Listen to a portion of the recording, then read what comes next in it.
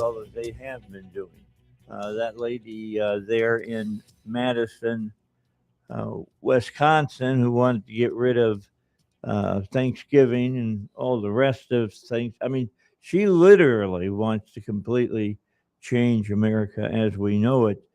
Did not win last night, so she will not be showing up as the uh, candidate for the Democrats. Democrats got a little smarter uh, here to deal with that than here in the last few months, where they've been running it, or at least the young side of the Democratic Party has been running uh, to the DSA and putting people over the top. The race between Hong and David Crowley was a neck to neck race. So they were fighting it out to the bitter end. Uh, the race, as we go to press uh, for my story here, was really too close to call, but it's now been called for David Crowley, uh, business executive and former member of the state assembly in Wisconsin. Crowley was less than half a percentage point ahead of the Thanksgiving hating socialist hog. Latest numbers from that, I mean, are from the decision desk from the site that I work with.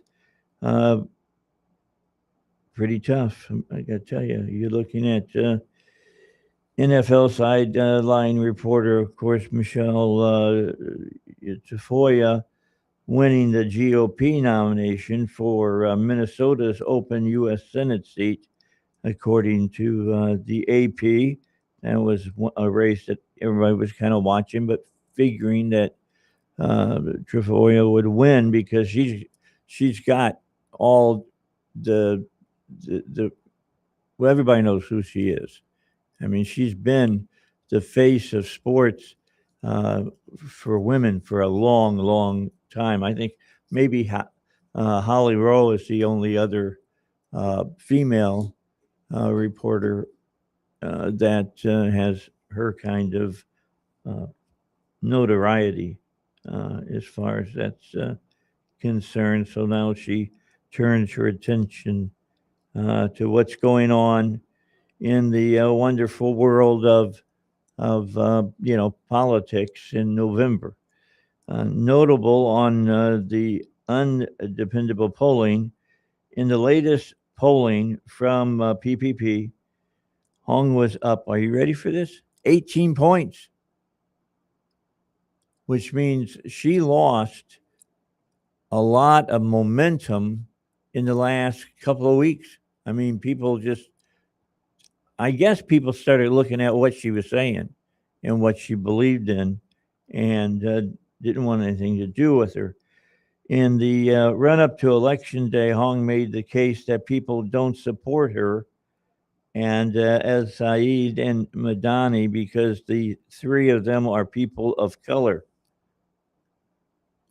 So racism runs deep with this one.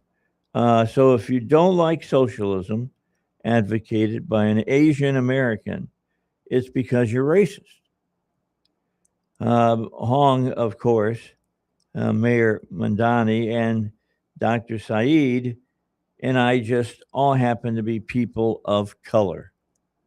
I mean, if you can't, if you if you lose like she did, lost by close, less than a point, I think.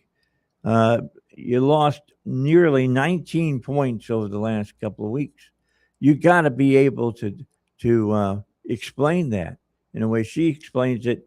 People suddenly woke up and said, "I can't vote for her. She's Asian." Well, that's what they did. That's what they said about Kamala Harris. They didn't vote for her because she was a black woman. Yeah, no. Even black men were like, "I'm not voting for her." Well, yeah. Black women, I ain't voting for her. They didn't want to go out on a date with her. That's for sure. True. Yeah. Well, she's a gold digger. Yeah. Michelle Tafoya secures GOP nomination.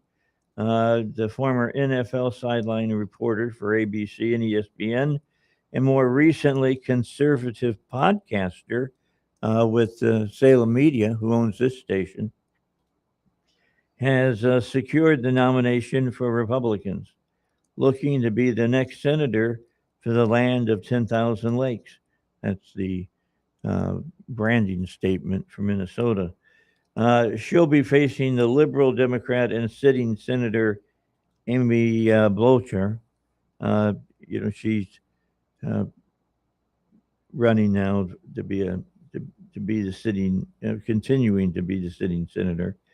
Tafoya said this after winning the primary. Thank you, Minnesota. I'm honored to be the Republican candidate for the U.S. Senate.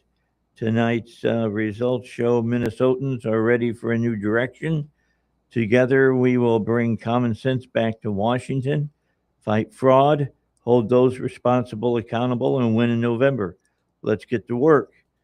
Uh, Tafoya dominated the GOP contest, won over 50% of the vote. Axios reporting name recognition and a big fundraising advantage, of course, uh, helped propel Tafoya to victory despite losing the Minnesota Republican Party endorsement this spring. Also, sitting Speaker of the House, Representative Lisa DeMuth, secured the nomination for GOP in the gubernatorial contest in the state, defeating Mike Lindell. Both of these nominees can carry the swing state and help usher in a new era for Minnesotans. I'm thinking after all of the graft and corruption that has been seen in Minnesota, even the most progressive says it's time for a change. Yeah. There's time for a change. Rahm Emanuel and They're all yeah. all criminals. And the former governor, former vice president, presidential candidate, uh, you know, every time he walks into a room now, it smells like Dookie uh, because he's not to be trusted. I mean, he's known about a lot of the uh, things that were going on in the state and a lot of the fraud and abuse that was going on in the state, but he did nothing about it. Zip. In fact, threw his weight behind some candidates to make sure that they stayed in office. And I mean, he's a guy who said that he uh, served in the military when, in fact, he was just in the reserve. Uh, Guy who was a great football coach, which he wasn't, and he got caught up. He got caught up in his lies. There's no difference between him and what was the guy's name on the Republican side uh, that lied about everything about himself, and he got elected to the House. I can't remember his name now. Is it Santos? George Santos. Yeah, it was Santos. I mean, whether you're part of that party, and that was the Republicans, you can't throw any weight behind a candidate like that. It's just flat out lies. Yeah, the sad part is that we had some dealings with him at the nonprofit that I work with. Uh-huh. And he talked a great game. He really did. Well, he knew the right terms. He knew the right things to say. He had the right people. And that's the thing with politicians. I mean, that's the thing with politicians. You got to be careful. That's right. You got to do your due diligence. You got to go back and look at their history. That's exactly right. And if you don't know them, ask somebody who did know them. There's people that know these people. Yep. Have them go and vouch for them, like this is a good man. He's always been a good man. Or, ooh, well, we wouldn't vote for him. I think it was only 3 weeks ago that we had what's his name, Sanders, say that he wasn't going to support Hong, and then Pelosi came out and said she didn't support him. Those two endorsements had a lot to do with her defeat. That she didn't get those endorsements. That's a lot of push. Right. Not only that, but the fact that we've had Chinese embedded in our government recently. Like, that's insane to me. Why? Here's my statement about a lot of these Dems that are running in the primaries. It's very obvious that they hate the United States. They hate our country. I mean, Hong, she didn't like Thanksgiving until about 3 days before election, and then all of a sudden she said, "Well, yeah, I like Thanksgiving." She said suddenly, I'm surprised she didn't show up to do a press conference, and when she wanted to tell everybody that and serve up pumpkin pie. Dave, who's to say that? And of course, this will say, Val's a conspiracy theorist. No, I'm a theorist. I'm a hypothesis kind of person. It's not always crazy or outlandish just because you've never thought of it. Yeah. What's to say that China and Iran are not working together to infiltrate the United States government? What is to say that that's not pushing their own form of a Manchurian candidate? They work together now. I mean, China is funding Iran. Yeah. So who's to say that they are not trying to infiltrate our government to take us over and made a deal? Like, you can have this half the United States and you can have that. You know what I'm saying? Like, who's to say that's not happening? They did it on the world stage. Exactly. Why wouldn't they try to do it on a national? Against the country that they hate the most. Oh, yeah. And China wants to take us over. I mean, they wouldn't be infiltrating us. Look, I don't think Iran hates us worse than Israel. It's a pretty close race. All right. Yeah. We're the big Satan. But China. China, we're their number one enemy. Yeah. We really are. And China understands, and I'm going to tell you, the CCP knows this, that they are losing people supporting them. And if they want to get to this world domination that they've been preaching for so long, they got to do it, I think, within the next decade, or they become a secondary player in the world. But here's the thing. They have all of the data from TikTok. All of that propaganda that they can push out. So, I mean, we're seeing this shift. It's coming from China. There's no doubt about it. Well, they're feeding those people a lot of information that's false. That's right. Those algorithms, they're tailored to each individual person. And if you show some sort of weakness or some sign that you're a sheep, you're gonna get the propaganda. Yeah, if you show that you could easily switch over to being pro-Palestinian from being pro-Israel. Because, I mean, look at the Democratic Party and how they're acting now towards Israel and towards the Palestinian cause. Overnight. Yeah, I mean, in a matter of just a few years, they went from being a party that in the mid-90 percentile supported Israel to now it's like 50-50. Yeah. Somebody needs to write a book about that. And it needs to be done. All right, we need to get a break in, so we want to do that.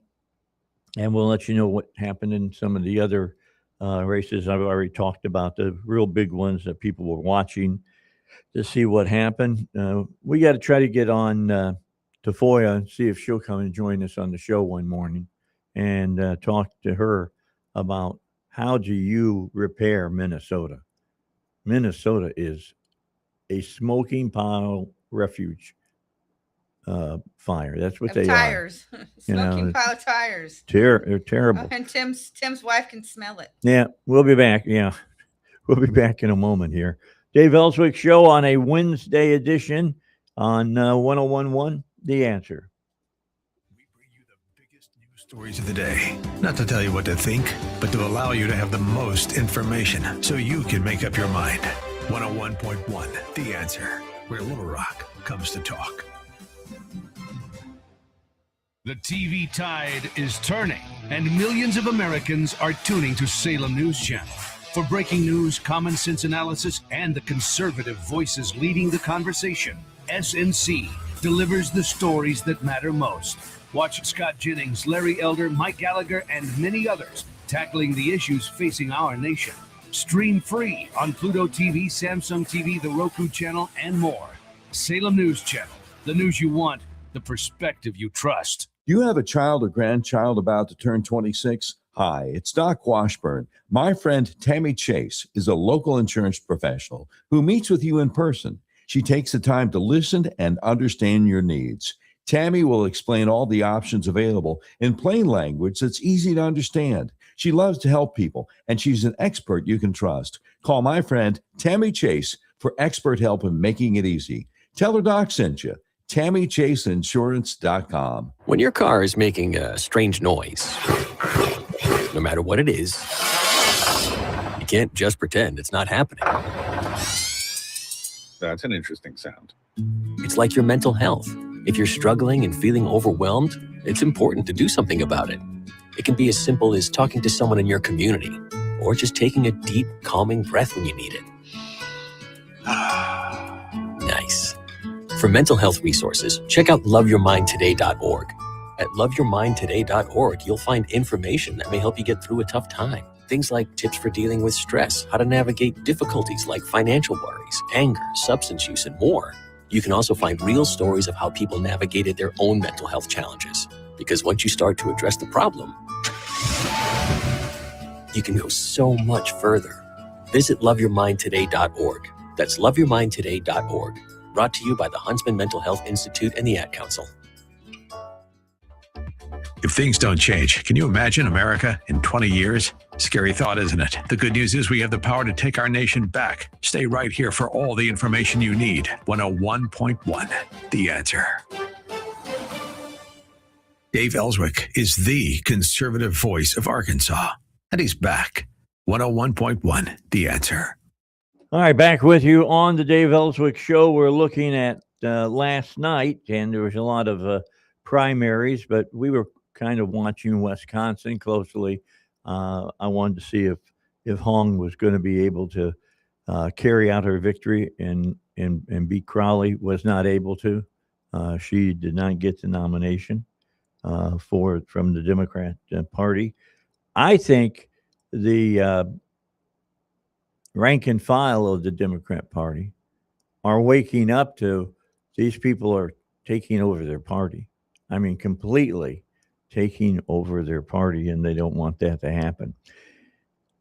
This came out about El Said. This is the guy in Michigan that's running for, of course, the Democratic Party for senator. And the Marxist Islamist nominee and it's been arguing against football, fireworks, and the right to bear arms. Three issues. All right, you might as well say you're totally against what, hot dogs, baseball, and apple pie. I mean, in all honesty, and the latest coming from online posts that the radical nominee has tried to scrub so that people can't find them. But the internet is forever. Andrew Kaczynski at CNN had this. Michigan Democratic Senate nominee El Said once asked his YouTube viewers whether Americans could please, in all caps, find another way to celebrate the 4th of July in a video promising 4 reasons why fireworks suck. Now, know that the 4th of July, celebration of 4th of July, the founding fathers themselves thought that you should have speeches, music, and fireworks. Those are the 3 things that you should have to get out and to, support the country. El Said argued that the southern border was not among Americans' 5 biggest concerns and lambasted Republicans for focusing on it. It'd take you back just 2 years when before Trump got back in on the second term, everybody was talking about how bad the border was on the southern part of the United States. And then they were starting to hook up to what was going on in the northern border, and going off on uh, the people that were coming from China, the flights that were coming in from China to the United States with women that were ready to pop and having their kids here in the United States so that they could have United States citizenship. And I got to tell you, that's one that the Supreme Court missed as far as birthright citizenship goes. Uh, so you got all of that, and then he floated replacing the Second Amendment right to bear arms with a constitutional right to health care. Even though when you run the figures, we're $1 trillion short of having the necessary funds to finance Medicare for all.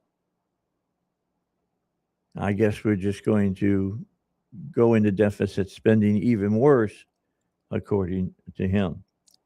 He questioned whether football could be ethical or safe, and linked the sports ethos to narratives used to justify slavery and westward expansion. That's all, by the way, that's all from CNN. They're the ones that dug that up, all of that. El Said, football is very much associated with a particularly masculine and oftentimes toxically masculine culture. Arkansas Governor Sarah Huckabee Sanders had this to say: Democrats' top candidate in Texas won't eat meat. Their leading nominee in Wisconsin hates Thanksgiving, not any longer. And now their guy in Michigan coming out against football. It's going to be a banner year for them in those states. I mean, there's enough Wolverine fans in Michigan to defeat El Said, no doubt about that. Okay, now I talked a little bit about this yesterday. We got about a minute before we got to get to O'Reilly. Massachusetts joins a list of states with a similarly dark approach to innocent human life. According to Newsweek, Massachusetts Governor Maura Healey signed legislation this last Monday that gives doctors the final say on whether an abortion should be allowed late in pregnancy, making it the 10th state to allow the procedure at any point in a woman's pregnancy. Julia Cassidy is quoted, "It was an utterly macabre scene in Massachusetts as the governor signed legislation legalizing abortion up to birth, removing previously existing protections for post-24-week abortions. The death sentence, which overwhelmingly passed the Democratic House on July 22nd, was met with cheers, applause, and smiles of these women surrounding the governor as she signed." All right, we got to get to Bill O'Reilly. Let's find out what he's got for us, and then when we get back, we'll come back here to the Lucas Total Wealth Studio. Schedule your total wealth evaluation today so that you can thrive in retirement at totalwealth.com. Warming up. Live Stand and by local. for the Doc O'Reilly covers the Update latest Morning breaking Edition. news. But first, thieves are using AI to steal from you. With forged paperwork and a signature, they can claim control of your property on record, then take out loans or sell it for quick cash. Use my promo code BILL at HomeTitleLock.com. Get a free title history report, plus a free trial of $1 million triple lock protection. That's HomeTitleLock.com, promo code BILL. On this Wednesday, I'm thinking about the situation in Iran.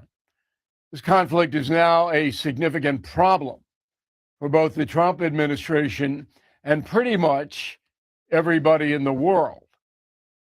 I receive hundreds of messages each day from all over the world. A recurring question is, how would I, your humble correspondent, defeat the mullahs? So here's what I would do. Number one, take out Pickaxe Mountain immediately. That's the underground complex housing Iran's supply of uranium. Number two, I'd single out targets in the capital city of Tehran. You have to give a warning to the folks who live there, but we should destroy their infrastructure. That's water, electricity, all gone. Our message to the Persians, you got to get out of there. If President Trump did those two things, he would be condemned all over the world, including the Democratic Party here in the USA. But I don't see an alternative. The mullahs are getting more and more arrogant, and something has to happen soon. Time's up for the terror state of Iran. Back in a moment. You have heard me talk about All Family Pharmacy before, and there's a reason. They make it easy to get everyday prescriptions and medications. Their licensed physicians handle the prescription process if appropriate. And what really stands out is their customer service. When you call, you talk to a real person who can actually help you. So please don't wait. Visit allfamilypharmacy.com. That is the Morning O'Reilly Update. For more news and honest analysis, please go to BillO'Reilly.com.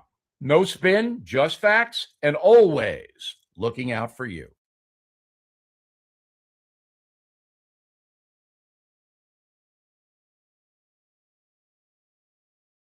Hey, it's David Lucas. You know, over the years, I've learned something. Most people, they don't have a money problem. They have a coordination problem. It's not that they don't have investments. They have plenty of accounts, but none of them are working together. In other words, they have all the ingredients, but no recipe. And when that happens, retirement can start to feel complicated, even stressful. But retirement should feel like freedom, not friction. And most people, they don't need a miracle. They just need a clear plan. Because having a few good investments isn't enough. What really helps is having everything working together.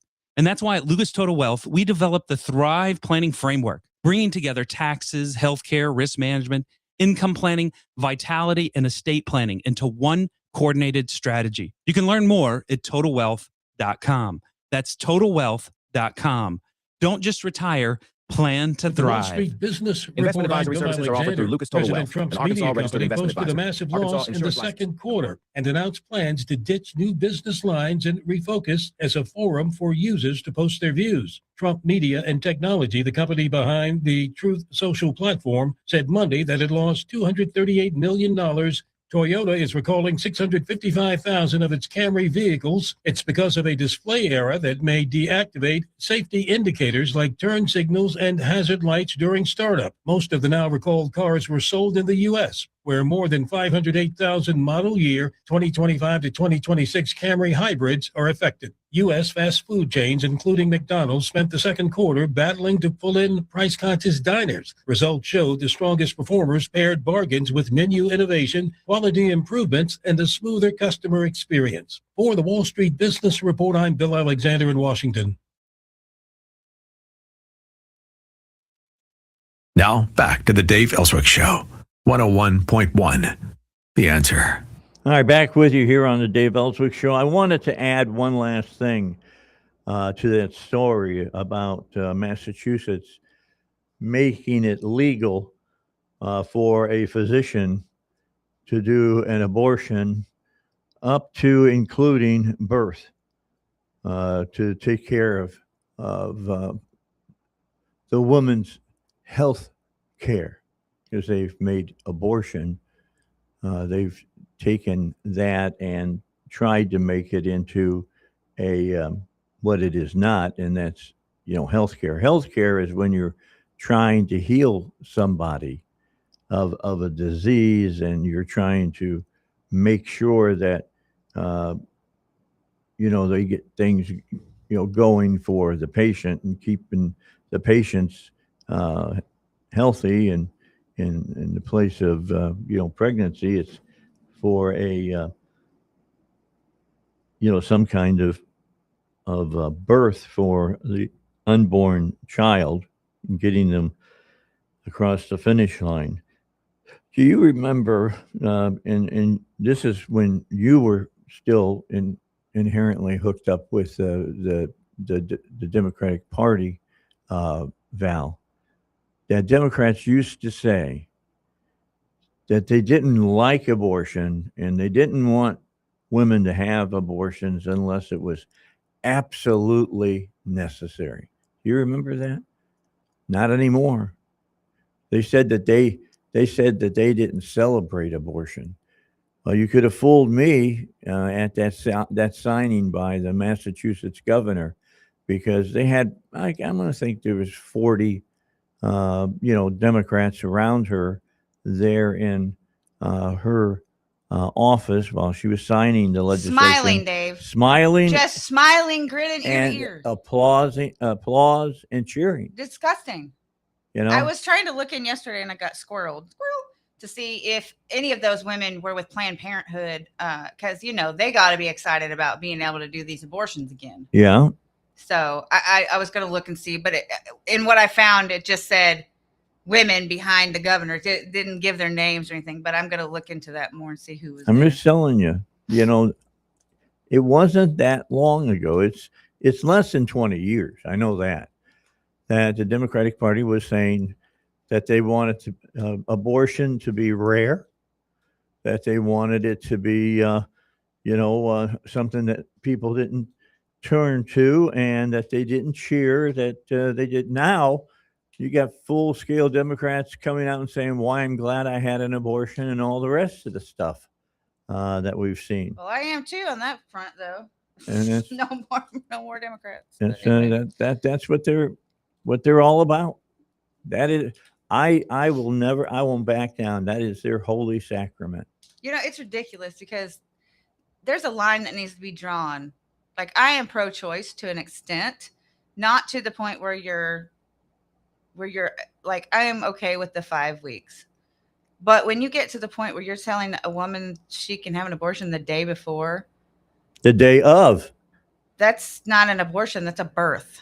And that's a birthday that you're ripping a baby, and you're taking life. Yeah. And this is from someone who is pro-choice, but you're taking the ability for life to exist. And that is the definition of murder. You're ceasing life. Yeah. Why don't I understand that. I've always understood that in my choices. And why the left refuses to believe that is the word murder, because it sounds horrible. Well, it is horrible. And the mic check. I'm gonna reach to that mic. I'm gonna mic check him. I was wondering when it would happen. All right, so it was at 7:39. Yeah, we're writing this down, y'all. When it happened. Yeah, we're trying to get that taken care of. All right, just let you know. But anyway, go to YouTube or go to your search engine and type in Massachusetts governor signs bill making abortion legal through birth, and watch the video. Watch the video of these people cheering and clapping as she signs that legislation into law. One of 10 states now that allow that to happen here in our country. So you have all that going on. All right, so there's another story that has come out, and I would think that the mainstream media would be happy, except they're not. Okay. You heard the story, and it started breaking yesterday, that the Secret Service moved the president as he was leaving. I think it was that NATO summit. And they didn't put him on regular Air Force One. They put him on a secondary aircraft, and they got him they snuck him aboard by putting him in like a catering truck or something. And he rode in that truck over to this other plane. They're not reporting it as thwarting an assassination No, attempt. they're They're I don't saying, understand. why didn't you tell the press corps so that they didn't get on the plane Because they're the press. because of the possibility they could have been shot down. Evidently, Israeli intelligence had got the sniff of They're not after the an journalists. assassination attempt, and by a shoulder-fired missile. That's what they were wanting to do, and that's why they moved the president to a secondary aircraft to come home. Our president's life, every day that he goes out and does something, I gotta believe that his life is being challenged by the Iranians. The Iranians have got plenty of sleeper cells here in this country, and they only got to be right one time. The Secret Service and the FBI and the CIA, to an extent, have to be right every time, or you have all kinds of problems. And so keep that in mind. But the media changed it from they were going to try to assassinate the president and made the whole story about them, how they were in harm's way. They were on the plane that might have been fired upon. Well, you're flying freely on the tab of the American government as it is. So they couldn't suddenly just say Air Force One, we're not going to use it today, because there have been a bunch of questions about why, and then you start deconstructing that and following it, and your adversary tries to find out who's the sleeper in that cell. So they didn't want that to happen, and so they kept it a normal flight up, and including the press coming back. So it's just something to keep in mind, that the press made that all about themselves. I mean, they at the press conference yesterday. I don't know where the president was at the time that he was answering the questions, but somebody asked him about everybody else on the plane, which was part of his staff as well. And he made the statement, and he said, the Secret Service came to me, and they told me we needed to do it this way, and I don't argue with them. I just follow their direction, because that's what the president's supposed to do. He says he does what his, what the military leaders say, and what his Secret Service detail tells him that he needs to do to try to, not end up dead while he's in office. So keep that in mind. He does what other people tell him they have the responsibility to protect the president's life. So it was up to the Secret Service on this one, and they said that they couldn't take everybody because it would have tipped off the people who were trying to do it, and they want to find the cell or whatever that's behind it. I mean, I understand that. Be honest with you. I mean, I flew on Air Force One with Reagan, so I'm sure that was not the most the safest flight. Let's put it that way. And that's when the Soviet Union was in the mix. So that's all kinds of things going on as far as that's concerned. I just thought it was interesting, and I knew Val would as well, because she was getting her degree in journalism as well, and they changed the whole story from the president was being threatened, and his plane was being threatened to be shot out of the air, to, oh my God, but all those reporters and his staff get on the plane, Their lives and aren't they the all ones in could have danger. died. Nobody even knows who's on there. I don't. I don't know who's in the press corps. I mean, I'm sure. Okay, I'm sorry. Your life is not that important as it is the president of the United States. Why would the Iranians want to kill the president who's in their pocket? Right. I point, don't Dave. understand Great that. They just want to make a big deal about everything. Yeah, yes, they do, and they do make a big deal about. You know, when you're flying around, you choose to fly. You're not like, oh, you're made to do this. You're flying around with the president of the United States who's had death threats on him. Okay. Yeah. That's like Charlie Sheen. That's like a woman going up to Charlie Sheen's room. Come on now. We literally know what's happened to women in Charlie Sheen's room.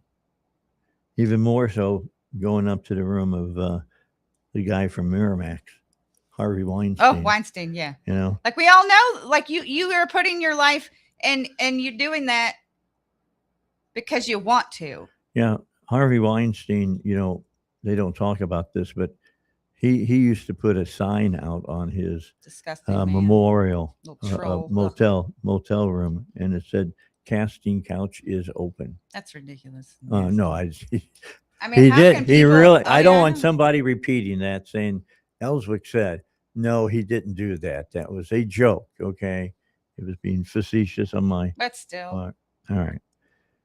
Well, Assad from Syria was sentenced to death yesterday in absentia. That means without being there. He's living somewhere in the Soviet Union or Russia.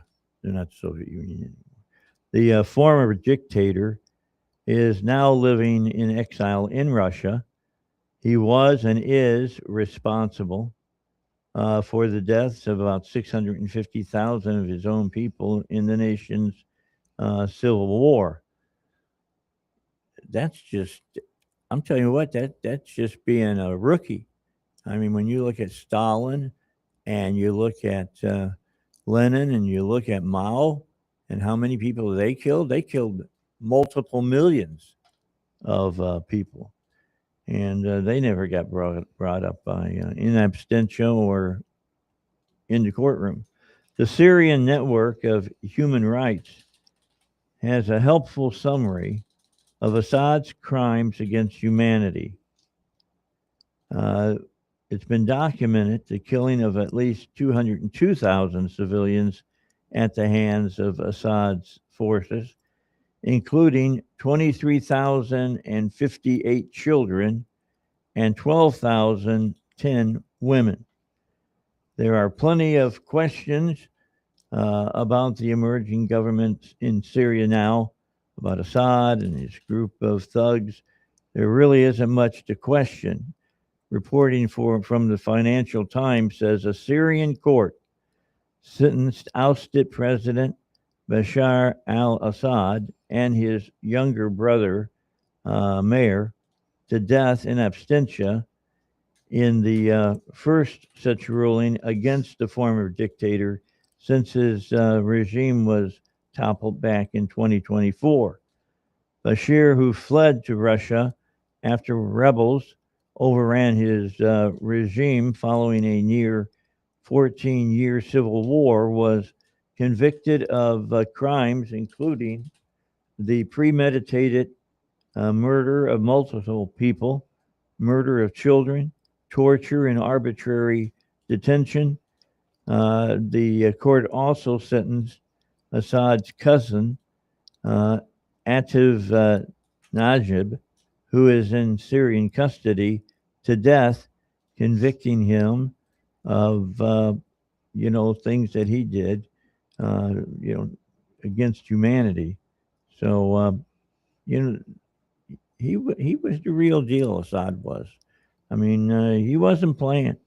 He was killing and doing the thing. Now we make it legal here in the United States that you can have kill your unborn child, all the way up to the child is born, and nobody can do anything against you about that.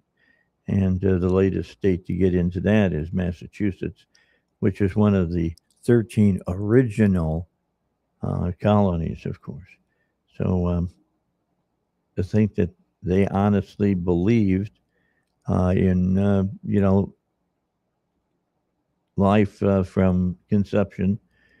Of course, was not the case. But anyway, the Washington Post has learned that Turkey had found out about this thing about the president, as well as the Israelis, and they put the president on an alternative military aircraft, while the White House said he was aboard Air Force One.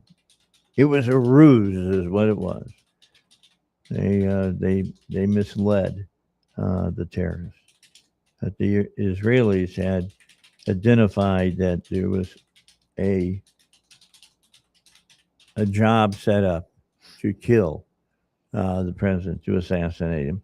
And Iran has made no bones about wanting to kill the president as well.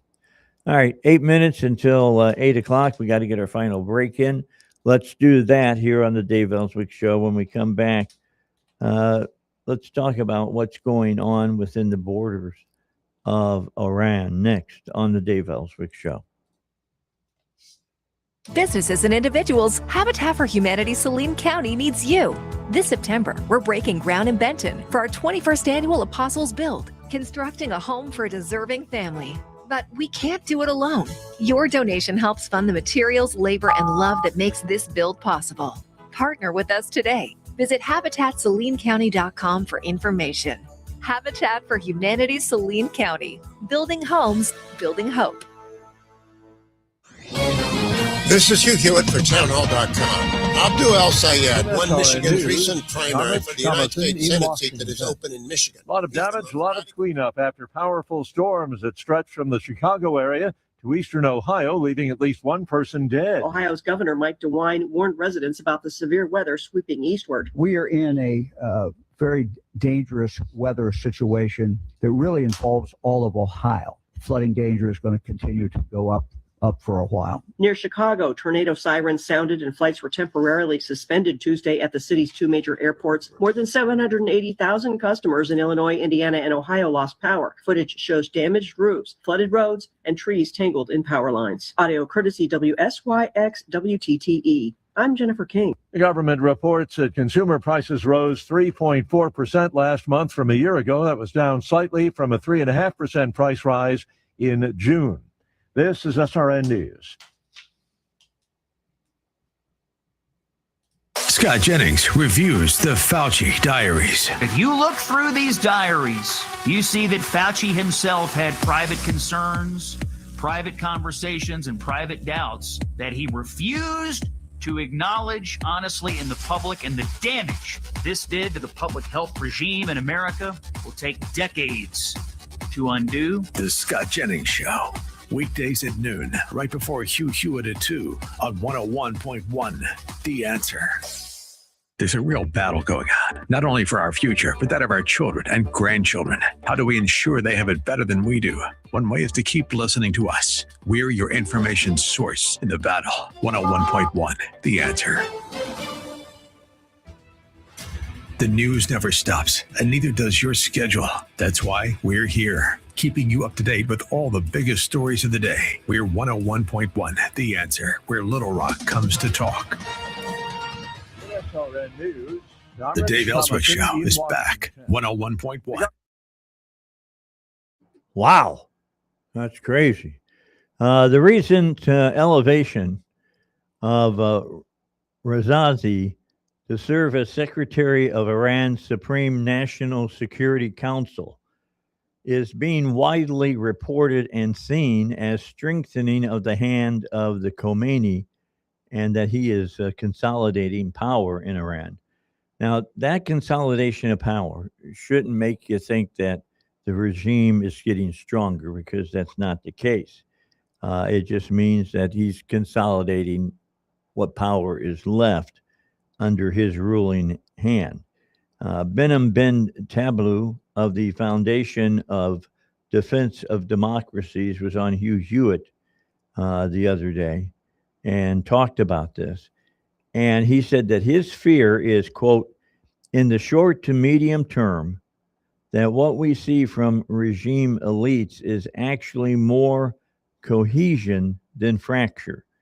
It's literally just like something that is calcifying. This system does not bend, it will break, though. And we're watching the calcification of a generation of hardline national security elites that aren't from one faction and another faction, but are all from within one larger hardline faction.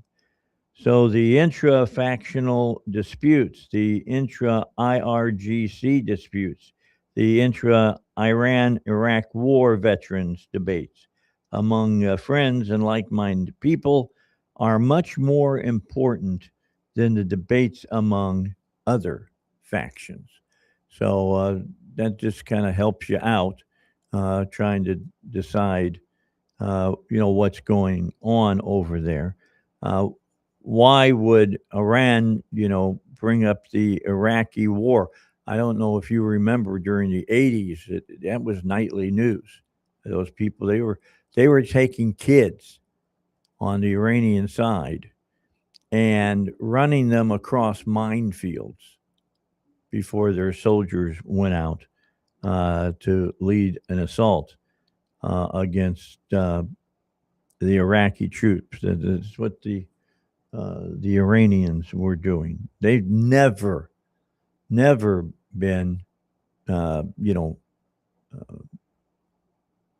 afraid to just sacrifice people left and right during that time and during that war. That was definitely that way.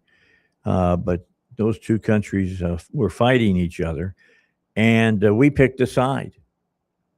And believe it or not, that was when Bush Sr. was president.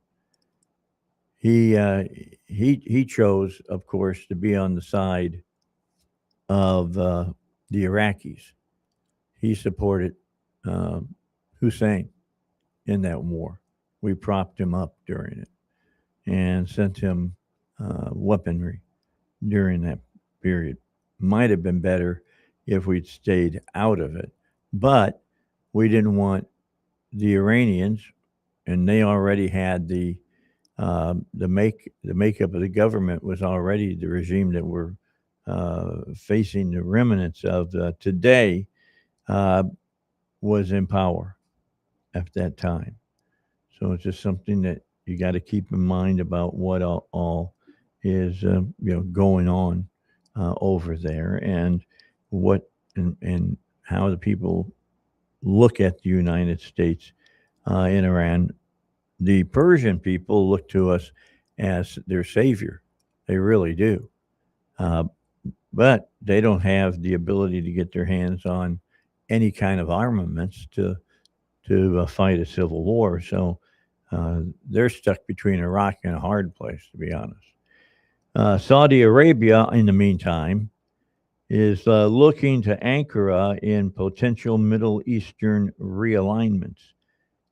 You might remember in 2023, prior to the Hamas attack on Israel, there were widespread reports of Saudi Arabian nearing entrances of the, getting into the Abraham Accords, which would have resulted in normalization of relations with Israel. Just one example of that, Times of Israel in September of 2023 reported that Saudi Crown Prince Mohammed bin Salman said on a Wednesday that every day we get closer to Saudi Arabia normalizing ties with Israel. That's what he said. You would not have heard that 20 years ago. I can tell you that for a fact. The October 7th attacks were modified and motivated in part to stop that progress. If the defense pact that Saudi Arabia recently signed with Turkey and Pakistan continues to take shape, Hamas may have, in this capacity, succeeded. The Wall Street Journal is reporting that the leaders of Turkey, Saudi Arabia, and Pakistan signed a mutual defense agreement on Friday laying the foundation for closer military ties among three U.S. allies, looking for new ways to shore up their security after years of upheaval in the Middle East. Sirhan City and Ahmed Shirawi see more substance in the economic aspects of that pact, the commercial industrial logic under which the agreement becomes genuinely consequential is far more relevant as geopolitical rivalries deepen from Pakistan's competition with India and Saudi Arabia's growing rivalry with the United Arab Emirates to Turkey's tensions with Israel and Greece. The Mecca Accords come arguably more of an economic integration than a defense pact. In June, Turkey and Saudi Arabia reached an agreement aimed at reviving the Ottoman era Heinz Railway to establish a trade route linking the Gulf in Europe through Jordan, Syria, and Turkey.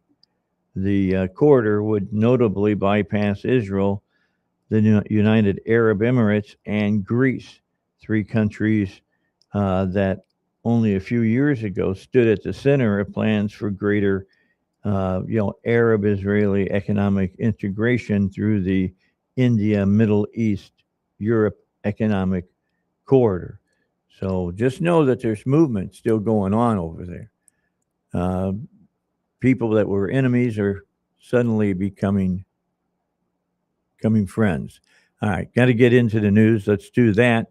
Then we'll be back to finish up this day's program here on 101.1 The Answer. Worldwide because of a display problem. The issue can deactivate turn signals, hazard lights, and other safety warnings during startup. More than 508,000 2025 and 2026 Camry hybrids in the U.S. are affected. Arkansas lawmakers and the NAACP are calling for answers after a state trooper punched an 18-year-old during a traffic stop. Dashcam video shows Trooper Moises Ariano taking Alyssa Hackett to the ground and striking her in the face. Ariano remains on active duty as the incident is reviewed. Arkansas State Police are investigating the death of a 43-year-old inmate serving a decades-long prison sentence. David Pyle of Springdale was sentenced to 33 years for fatally stabbing 30-year-old Cody Tisdale on Christmas Eve 2021. Officials have not released details on when or how Pyle died. I'm Trey Westerberg with your news flash on 101.1 The Answer. With your sports flash, I'm John Thayer on 101.1 The Answer. St. Louis Cardinals were winners yesterday as the Cardinals beat the Phillies 2-0 at Busch Stadium. The Cardinals with the victory back to 500, 60-60 on the season. The Dodgers walked off the Royals in the bottom of the 10th inning yesterday to beat Kansas City 5-4. The Royals with the loss dropped to 49-71. NFL preseason action gets underway this week. For most of the NFL, the Chiefs will play at home on Saturdays. They take on the Rams at Arrowhead Stadium. The Cowboys also in action on Saturday. They'll play Saturday night in Seattle against the Seahawks. Northside Power, your trusted name when the power goes out. Generators isn't something they do, it's all they do. Find out more at northsidepower.com. I'm John Thayer with your Sports Flash on 101.1 The Answer. America is at a tipping point. To ensure we stay the land of the free and home of the brave, you need to be informed and engaged. That's why we're here. 101.1 The Answer, where Little Rock comes to talk.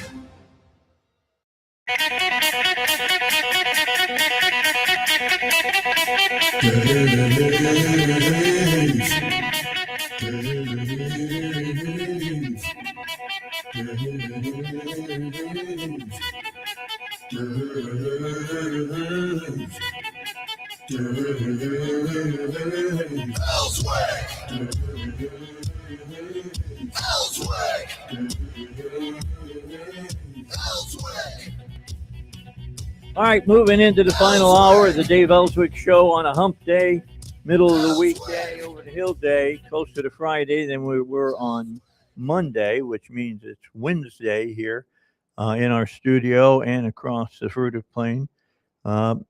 Just to let you know that tomorrow we'll have in the first hour, we're going to have the folks on from Bumper to Bumper.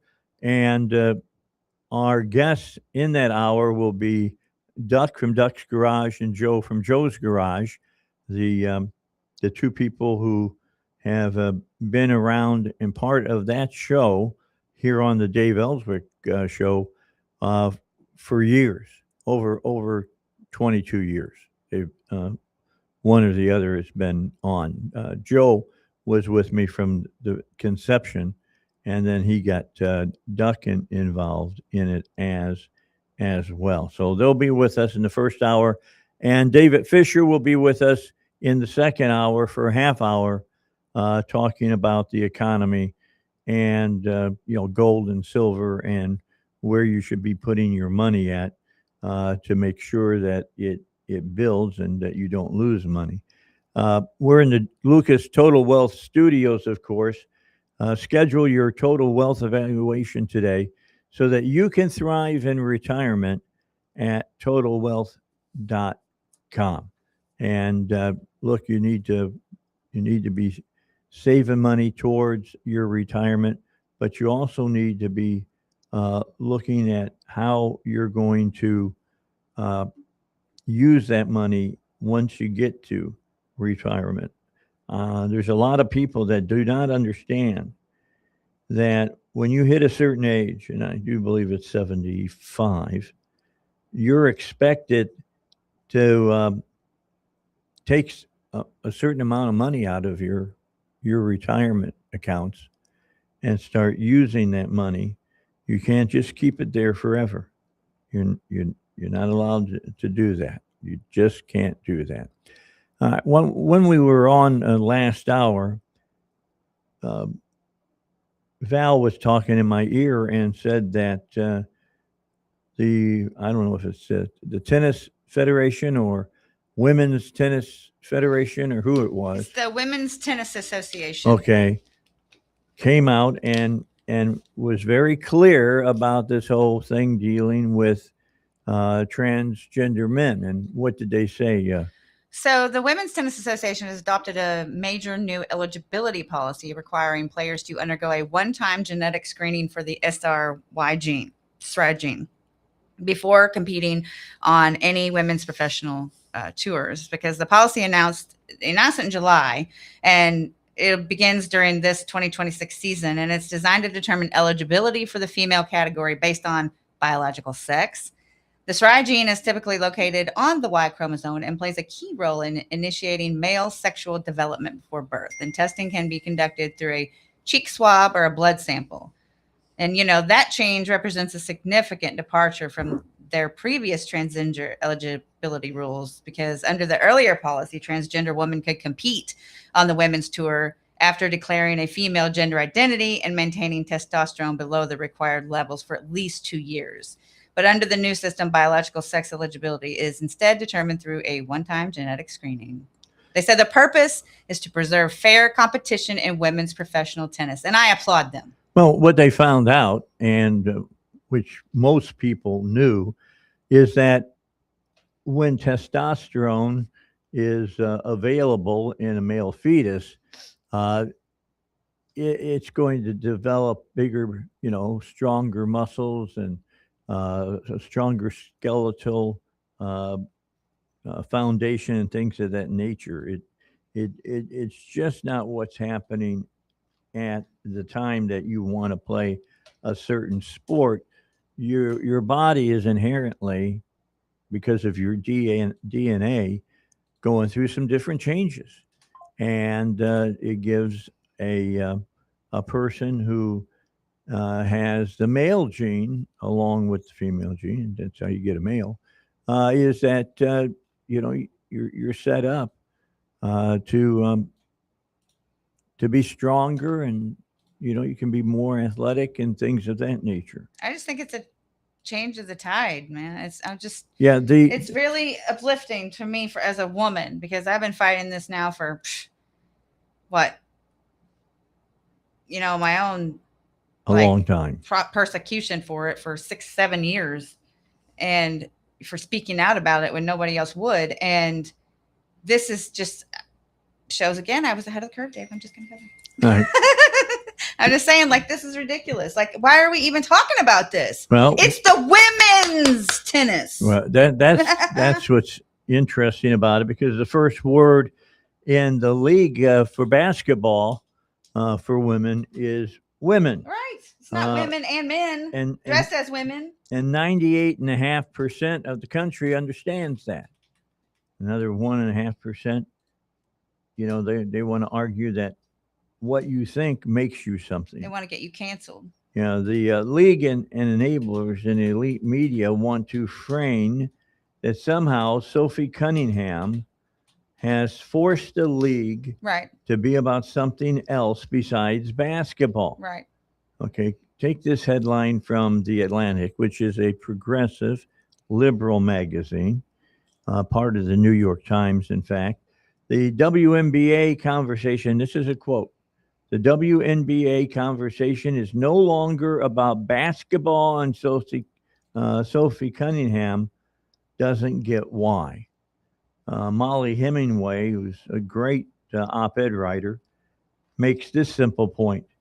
The entire point of the WNBA is that men and women are different, and you can't have a functional women's sport if you have men playing in it. And that's from the Federalist. William McGurn, who is a columnist, wrote that the WNBA has worshipped the gods of identity for so long that it can't now insist on a reasonable definition for the first time about that word and its name. The league has surrendered the most potent weapon at its disposal, and that's reality. As this weekend's controversies underscored, the WNBA is now important mainly as a stage for everything but basketball.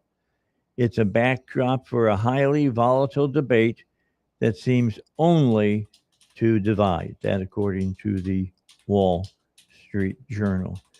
I was watching the Indiana Fever play last night against New York, and they won. And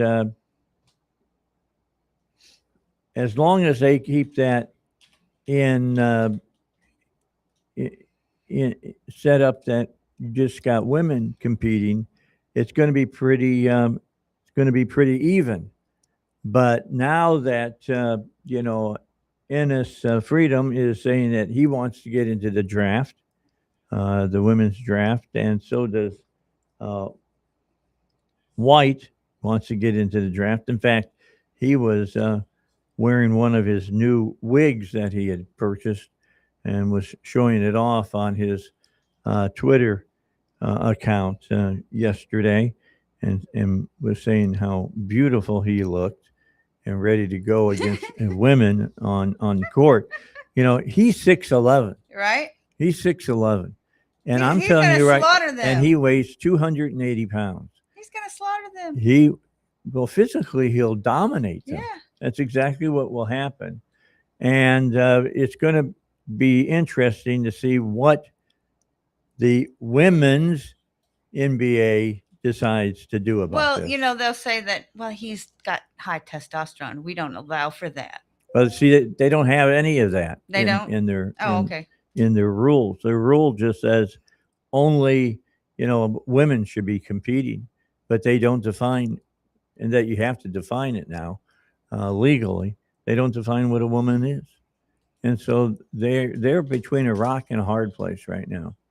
And and the people who are running the WNBA is truly just destroying the golden goose that they've been delivered in Caitlin Clark. Caitlin Clark is an outstanding basketball player for women's sports.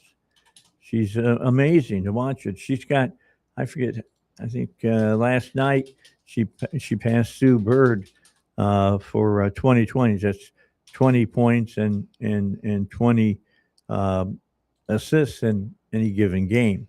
And she's got 8 or 9 of those this year thus far alone. And she's an outstanding player, and a lot of people are buying tickets to go out and watch her play. But the people who are wanting men to play in the WNBA are having no problem with people's sexuality in the NBA and whatever, are doing everything they can to hurt her on the basketball court. And what's really driving some players batty is that the league has been predominantly, just like the NBA is now, black. Nothing wrong with that. If you're talented and you're the best, you should be playing professional basketball. But some of the black players now can't bring themselves up to say that there's a white girl that's out on the court now with them that can play with them. Yeah. And it really bothers It's them. dominating. They want to make sure that they're not talking about white players or Asian players or any other kind of players. They just want you to be talking about black players. And if you're not talking about just black players, then you're guilty of white privilege because you're not taking, quote, their side.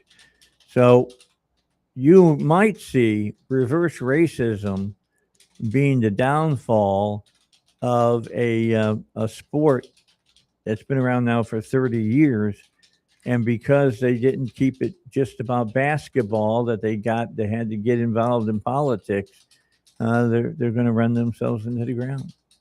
And they're going to get rid of them. A lot of people, TV ratings are starting to go down because of this stuff going on all the time in the WNBA. And it's going to be interesting to see how much longer they can succeed. I mean, the only reason they're still there is because of the NBA, the National Basketball Association, the men's league, is giving a bunch of money to them to keep them going. Now they're starting to actually make money, some of the franchises. I mean, who doesn't want to go see the women's team in Indiana, who is the number one offensive team in the nation in the WNBA? They scored over 100 points again last night.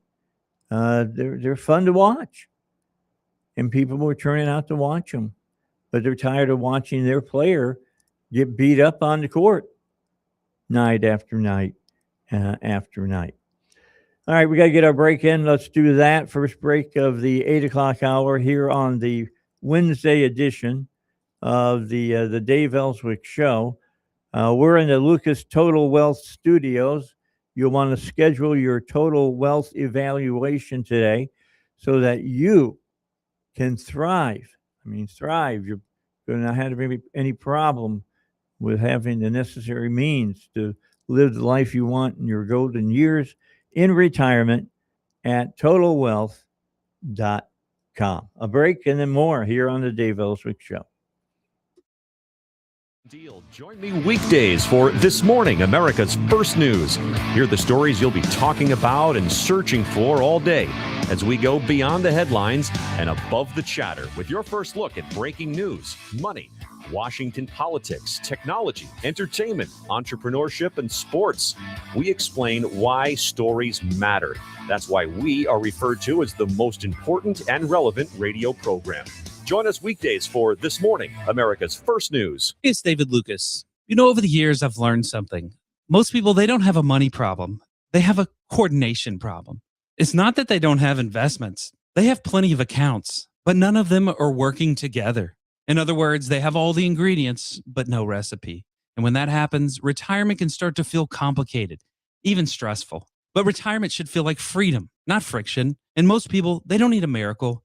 They just need a clear plan, because having a few good investments isn't enough. What really helps is having everything working together. And that's why at Lucas Total Wealth, we developed the Thrive Planning Framework, bringing together taxes, healthcare, risk management, income planning, vitality, and estate planning into one coordinated strategy. You can learn more at totalwealth.com. That's totalwealth.com. Don't just retire, plan to thrive. Investment advisory services are offered through Lucas Total Wealth, an Arkansas registered investment advisor. Arkansas Insurance License, number 1-615-2743. Foundations of Freedom, a look at America's founding principles and the leaders who shaped our nation. In 1783, the Revolutionary War was nearly over, but America's future remained uncertain. Officers in the Continental Army were angry. Congress had failed to provide promised pay, and some considered using the Army's power to force the government's hand. George Washington understood their frustration, but he also knew the liberty they had fought to win could be destroyed by the very army that secured it.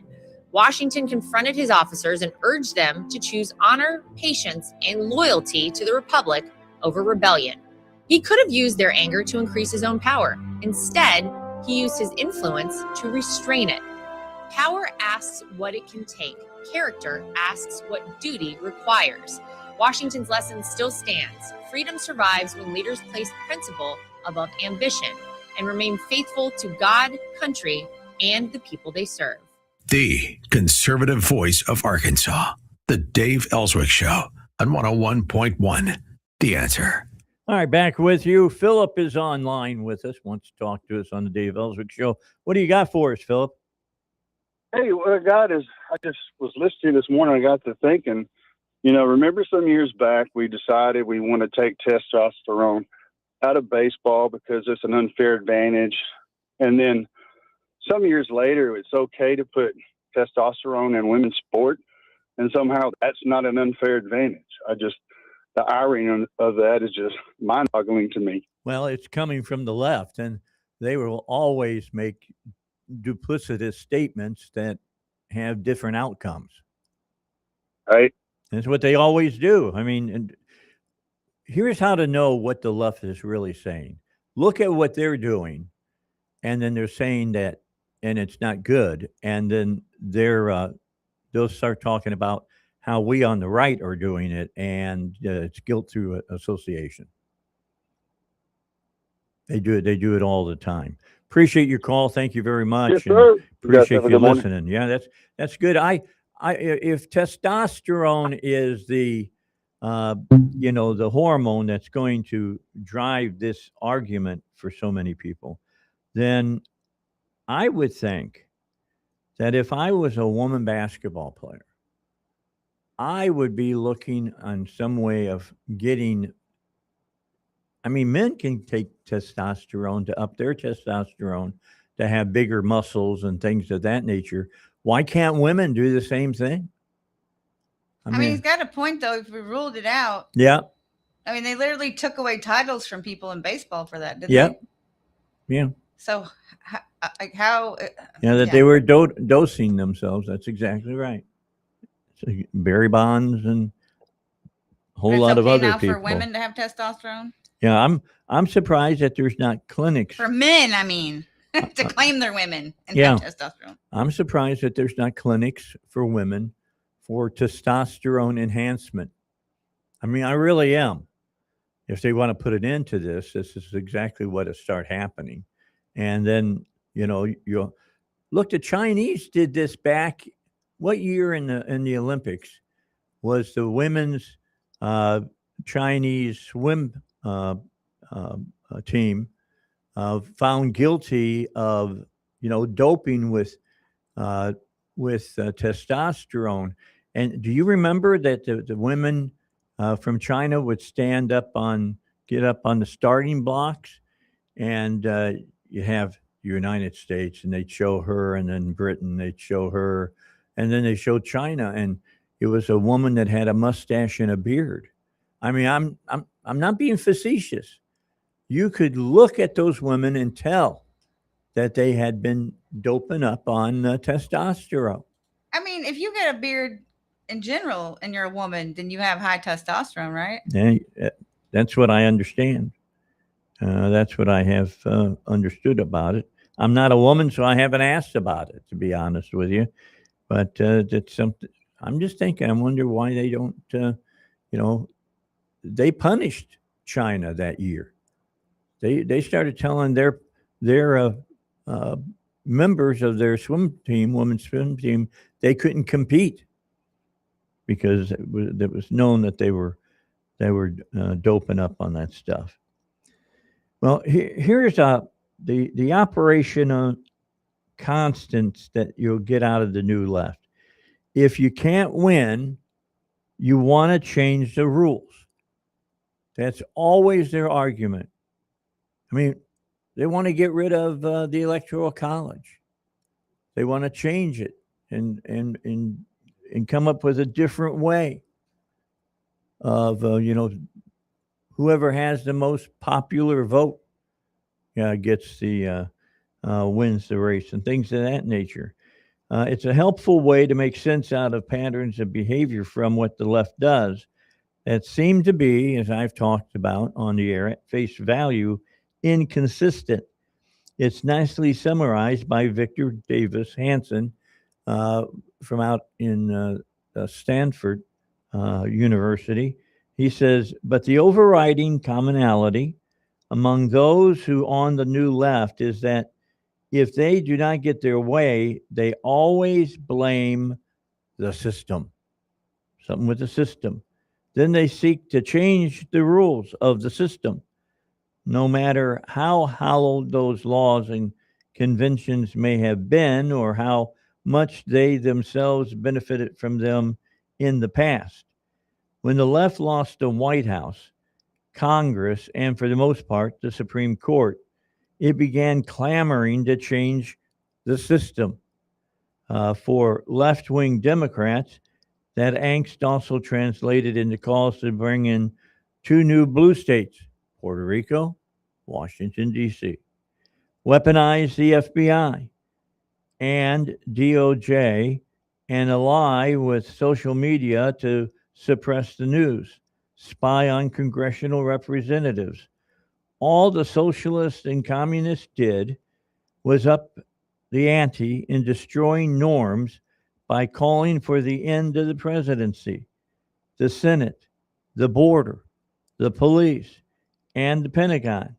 This neo-Marxist driven demand to mandate equality, albeit now substituting racial and gender consciousness for class consciousness, requires the destruction of established traditions, laws, and norms.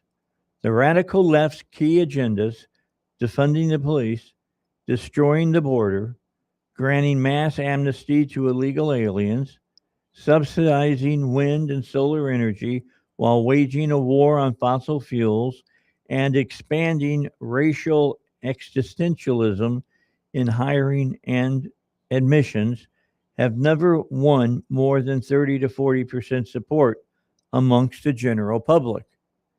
Yet the solution was not to ask why and then to reflect on that why and then reboot and recalibrate your message in order to discover how you had lost public support. Instead, the solution was what? It was to alter or destroy the system that had denied them power. In other words, no more electoral college, no more Senate, no more Supreme Court. We'll come back and talk more after the news. Thomason in Washington. Darlene Graham has advanced to a Republican primary runoff in South Carolina. Appointed by President Trump to fill out the term of her late brother, Senator Lindsey Graham, Darlene Graham will face Congressman Ralph Norman in the special GOP runoff in 2 weeks. In the Minnesota GOP governor's contest, My Pillow founder Mike Lindell came up short in his bid for the party nod. Lisa DeMuth won the Republican primary for governor in Minnesota. On the Democrat side, the Wisconsin governor's primary, the establishment-backed candidate, Milwaukee County Executive David Crowley, managed a razor-thin victory over his Democratic Socialist challenger, Francesca Hong. The search for life in the rubble of Colombia's powerful earthquake is growing more desperate. Search teams are racing the clock to find survivors before it's too late. More details, srnnews.com. Just hearing the word IRS can make people break out in a cold sweat. No one wants to deal with the IRS, and now you don't have to. The good news is Legal Tax Defense has been successfully negotiating with the IRS for more than 15 years. It doesn't matter how much you owe, whether it's $5,000 or $5 million. You deserve the best in the business on your side, and that is Legal Tax Defense. Even if you're working with someone else and just want a second opinion, there is no cost or obligation to call. They can prevent levies, liens, wage garnishments, even file back tax returns. And the best news about Legal Tax Defense is they won't take your case unless they know they will reduce or eliminate your tax debt. Call Legal Tax Defense right now for a free, no-risk consultation. 800-292-7875. 800-292-7875. You have nothing to lose, but everything to gain. 800-292-7875. AP Sports, I'm Lisa Dwyer. The Tampa Bay Rays extended their winning streak as Taylor Walls homered from each side of the plate in a 12-4 victory at the Athletics. The Padres are now in a three-way tie for the final two National League wildcard spots after an 11-2 win over the Brewers. McMahon and Grisham got it done for the Yankees in a 4-1 win over the Mariners. Tom Merriam reports. Seattle led 1-0 going to the bottom of the seventh on Randy Arozarena's opposite field home run in the sixth off Ryan Weathers. But New York rallied for 4 runs against Mariners reliever Michael Rucker, who came in to start the inning. Ryan McMahon's 2-run bases-loaded single put the Yanks up 2-1. 2 batters later, Trent Grisham also delivered a 2-run bases-loaded single. Blake Snell fans 10 6 innings in his return to the Dodgers after a 3-month elbow injury layoff, leaving the game tied 1-1 in the sixth for a Dodgers 5-4 win over the Royals. I'm Lisa Dwyer, AP Sports.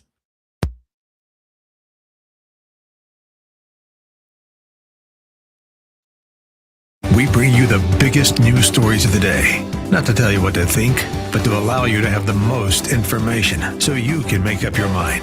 101.1 The Answer, where Little Rock comes to talk. The more you listen to your kids, the closer you'll be. So we asked kids, what do you want your parents to hear? I feel sometimes that I'm not listened to. I would just want you to listen to me more often and evaluate situations with me and lead me towards success. We're not adults, so just be there and listen. I just want someone to yap to. And I just feel like I'll be fine if someone just hears me talk and talk and talk and talk and talk and talk and talk.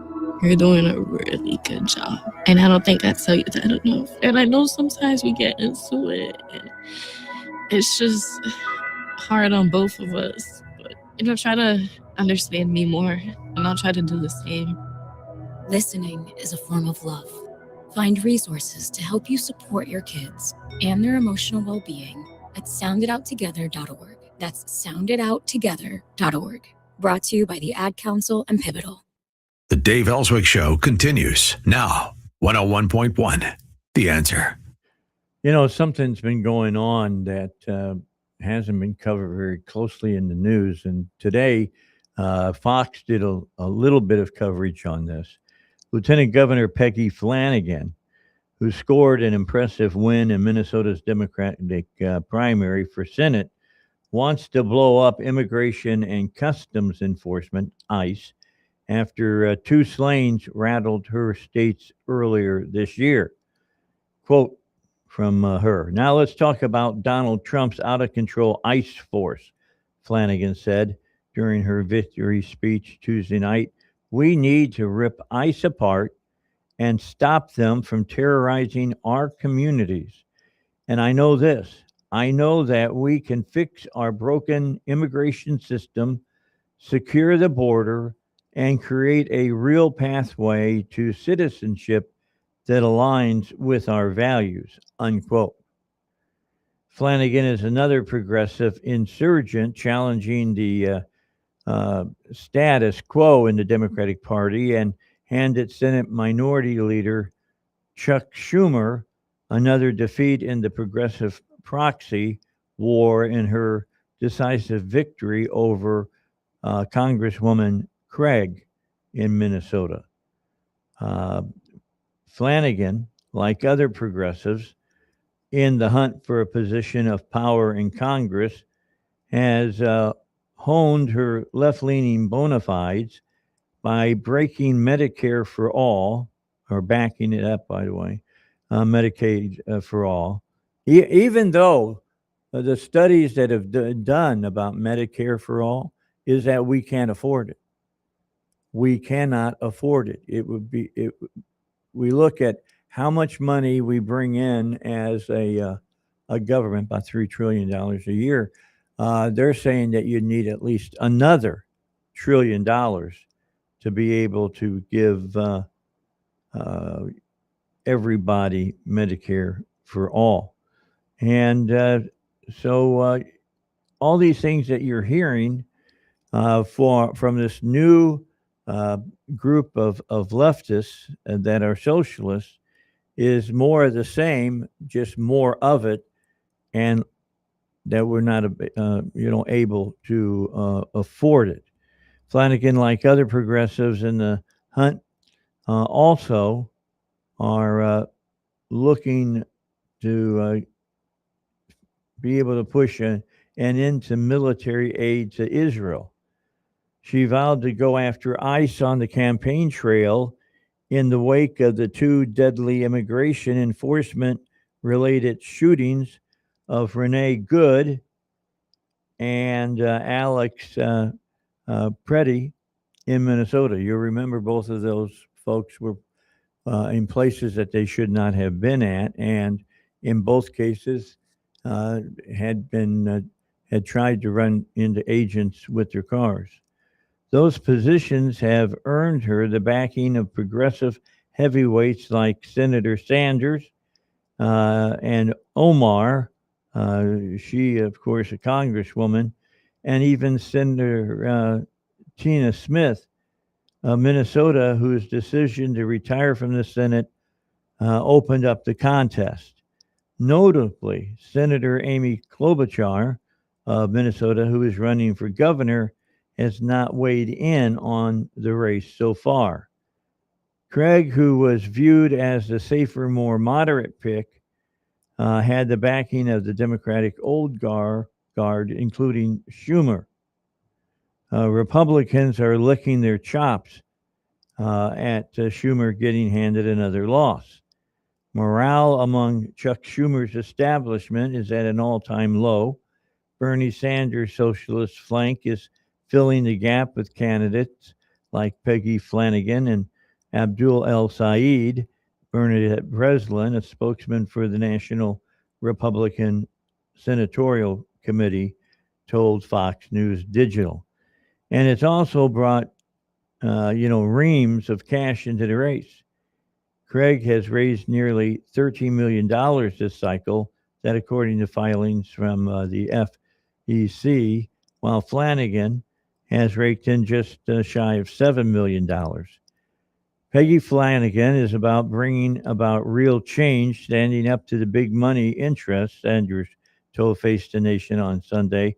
There is a reason why the super PACs and the billionaires, now notice that Sanders doesn't say the millionaires and billionaires, because he is a millionaire, are flooding Minnesota with all kinds of money.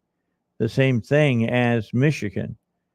Republicans see Flanagan's candidacy in the same vein as Said, who last week similarly squeaked out a narrow win over Congressman Stevens, a Democrat from Michigan, who, like Craig, has Schumer's backing. They also have built-in messaging against her. Flanagan was Walz's right hand as the Minnesota fraud scandal ripped across the airwaves and nation. While the scandal killed his prospects of running for re-election as governor, it has so far not kneecapped Flanagan's candidacy because it hasn't really been brought up in her case. That will stop when we get into really getting ready for November. And Walz's hasn't waded into the endorsement game in the Senate contest either. They're confident that national Republican candidates of choice, former NFL sideline reporter Michelle DeFoya, will be the one to run and turn Minnesota red. There's also the possibility that Flanagan, who has not raked in the same level of cash that Craig did, may become a resource drain for other key races on the Democrat scorecard. Minnesota and Michigan being in play was not on Schumer's bingo card this cycle, GOP operative told Fox. It remains to be seen which battlegrounds Democrats will have to pull resources from to drag socialists like Peggy Flanagan and Saeed across the finish line in November. Keep in mind that I told you that the National Party, has taken out a mortgage on their headquarters to raise the necessary monies to pay their bills and to have some money during the November run for all of these offices. And it's going to take a lot of money to polish up a turd that's running for, a Senate seat or a House seat in some of these races. And that's the kind of money they're going to have to be able to spend.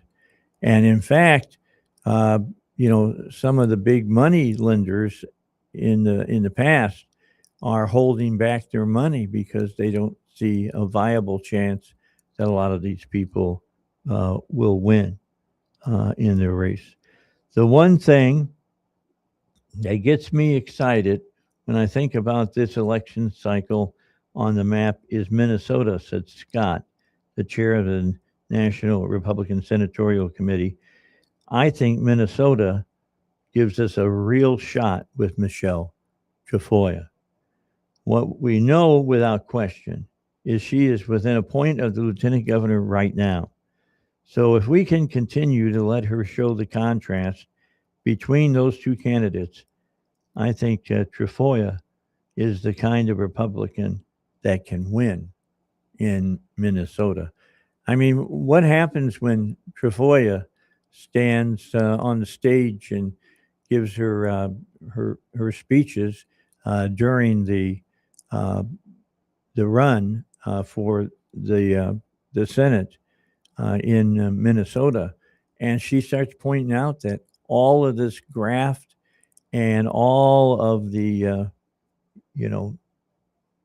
corruption that's been going on in the government of Minnesota has been happening as well under not just the governor's watch, but under the lieutenant governor's watch as well.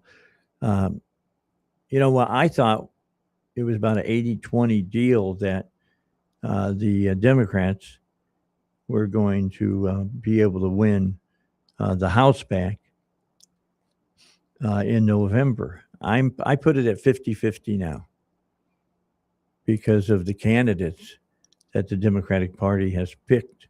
And they're not going to be able to pick off these candidates and put people in that they want, like they did with Biden during the last presidential run, and putting in their person in Kamala Harris.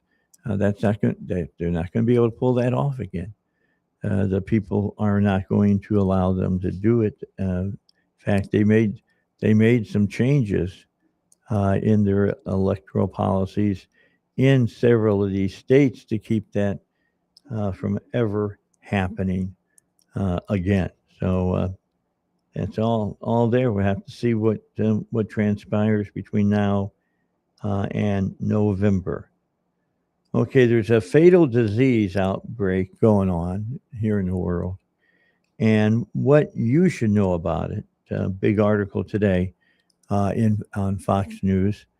Infectious disease experts are sharing what they know about the spread of Ebola over in Africa, and could we be at risk as the death toll from the latest Ebola outbreak in the Democratic Republic of Congo surpasses 2,000 people.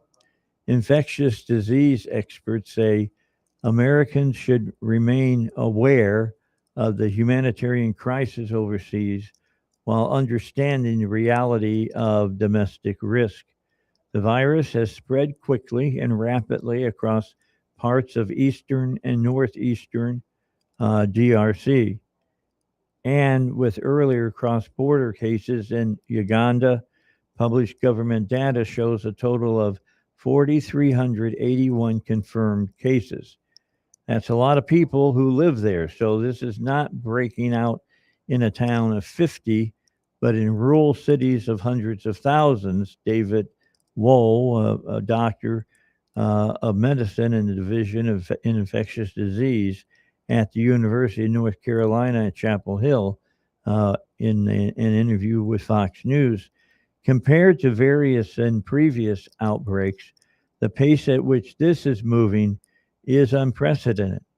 The slope is just so catastrophic, with more and more people getting infected at a very significant pace without much slowing down.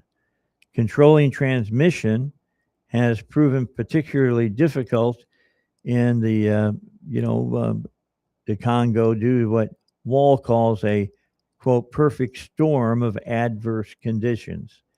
Dense populations and limited access has been complicating efforts to deliver medical care, track contacts, and establish quarantine protocols, he said. There's a conflict in and around the areas, which makes getting in and out of them really tough. Now, what does this mean for us? Well, despite the escalating death toll in Africa, health officials emphasize that the average American faces very little threat from Ebola. This is not something that I think the average person has to worry about acquiring here in the U.S.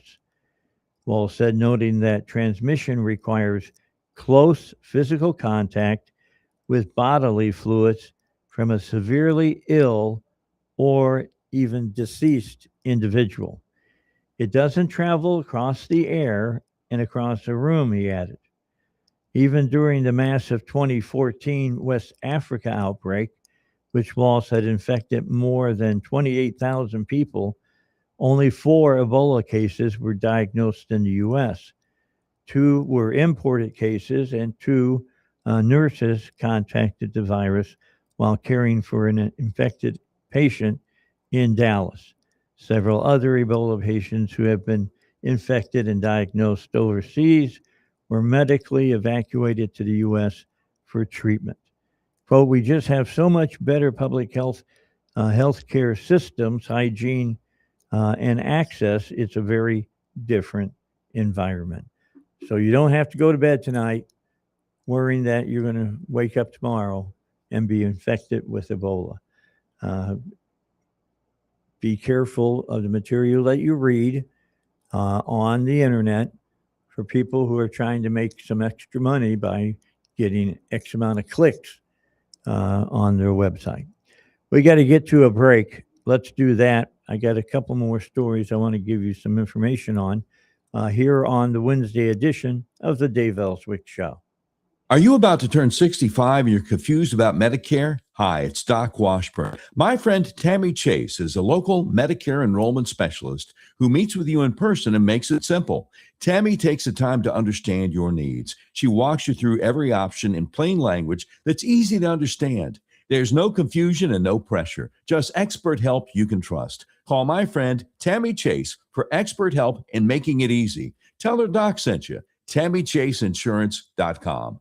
Tired of that outdated bath or shower but dread the cost and hassle of a lengthy remodel? Let Jacuzzi Bath Remodel come to the rescue with the perfect bathroom remodel at a price you can afford. Maybe stepping over that high bathtub feels unsafe, or you want to add a beautiful bath your whole family can enjoy.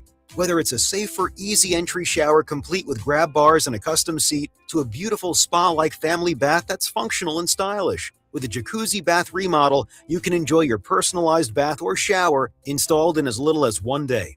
Right now, we're waiving all installation costs, plus offering no interest and no payments for up to 1 year. To schedule your free design consultation and quote, call now. Call 800-384-2118. That's 800-384-2118. 800-384-2118. With purchase and installation financing through third-party lenders subject to credit approval. No interest and no payments if paid in full within 12 months. Interest charged from purchase date if not paid in full. Not all will qualify. Some installs take longer. Call dealer for details. Whether retirement's just around the corner or already here, it's common to be overwhelmed. That's where Total Wealth with David Lucas can help. Utilizing their signature Thrive planning process, they'll work together with you to identify and resolve your concerns, allowing you to fully pursue your passions and enjoy life. Because a successful retirement isn't just how much you save, it's the quality of life you live. Schedule a free evaluation now at TotalWealth.com. While you're at the website, download the free guide to Social Security. It'll help answer a lot of your questions. Go to TotalWealth.com or call 501-382-8800. 501-382-8800. One more time, go to TotalWealth.com or call 501-382-8800. That's 501-382-8800. 501-382-8800. Go to TotalWealth.com. Investment advisory services offered through Lucas Total Wealth, an Arkansas registered investment advisor. Arkansas Insurance License Number 161527438. You can watch the show right now. The Dave Elswick Show is streaming live on Facebook. This is 101.1 The Answer. Something you should keep in mind is that, and I'm sorry to have to get into this, but it's been happening ever since George Floyd, and that is politics being mixed in to your sports. That's just, it's happening, and it's already underway, and you're going to have to be aware of it. So I'm going to suggest to you, for apps that you have on your phone to keep yourself up to date on what's going on, is that you make sure you get the app for Outkick website, and you look at it on a day-to-day basis and see what the big stories are that are going on there. Right now in the WNBA, nobody's really talking about basketball. They're all talking about political things. They're talking about white privilege and reverse racism and all the rest of this stuff. And I'm not saying that it's not going on, but I would like to have more of my sports and less politics being reported. Outkick reporting that Ryan Clark has been showing that a month, he's just a month removed from ESPN. He got laid off here just recently at ESPN.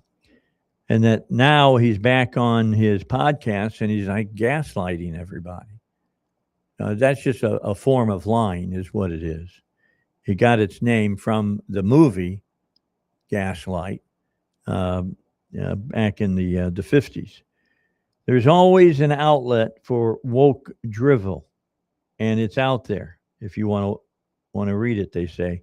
Clark was laid off from ESPN last month, along with dozens of others, including Cam Newton, Carl Ravitch.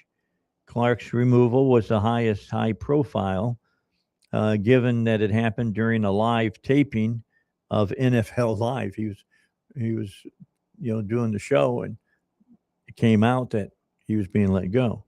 And also suspiciously came after Outkick told the network, we knew Clark was amongst the ongoing layoffs. That's neither here nor there, though. It's just semantics when you really think about it. Clark was then fired, in his words, and then immediately jumped on his Pivot podcast and literally cried racism as one does in these circumstances. He said he wasn't allowed to be, quote, too black, unquote, at ESPN. Seriously, that's what he said. Okay. So I guess, Smith, the black, kind of op-ed guy that they've got on ESPN, it doesn't matter that he's black. I guess that he's not, chocolate black or something. I don't know how they rate blackness. Careful, Dave. Well, that's been something that's been argued for a long time. I mean, look, what's his name? The director that did, several black, movies about 20 years ago. What was one of them called? Jungle Fever, I think it was called. And they argued that if you were a light-skinned black, you were many times, finding that people were racist to you from blacks. If a black was, I don't know, really deep black, he was more black than the guy or lady that was light black. And it was a big question for a lot of them. Anyway, Clark's most recent target has been Sophie Cunningham because of what she said about the WNBA. And they decided to drag Sophie through the mud because she said little girls in locker rooms deserve to be protected and not have men in their locker rooms, or even, boys their own age in their locker rooms, and everybody's supposed to be changing their clothes, and nudity doesn't matter. It's like people really are pushing to make locker rooms like the shower room in Starship Troopers. If you've ever seen that movie, you know what I'm talking about. If you haven't seen the movie, you might want to watch it and take a look at it. We're seeing players who don't even average 10 points a game, and that's who's on your networks and TVs answering questions and starting back and forth about things that aren't even about basketball. Not about basketball at all. But when I tune in to watch any of those shows, I want to hear what they have to say about the sport that I'm interested in: baseball, basketball, and baseball right now, quite often. Or if I'm part of the small crowd out there, some of the soccer they got going on. I am not interested. I get enough politics every other way. I want to talk what's going on as far as the sport is concerned. The Cubs are 4 games out of first place in the Central. Tell me about what they got to do to be able to win the Central. That's what I want to know. All right. We'll pick it all up again tomorrow. We've got another show for you. I'll see you on the radio, 7:05.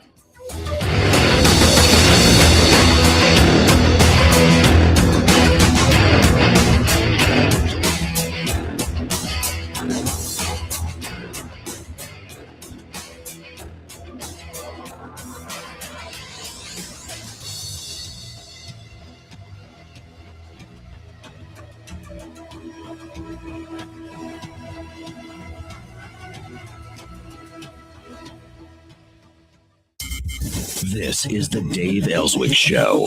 Find him on Twitter and on Facebook at Dave Elswick Show. Find us at 1011fmtheanswer.com. Download our apps, stream us 24/7, or watch us at snc.tv. KTXE, Kamek Village, Little Rock. Breaking news this hour from Town Hall. Amit Thomason. While prices did rise again last month, it was just a slight increase from June. The Labor Department reports a month-over-month increase, 0.1%.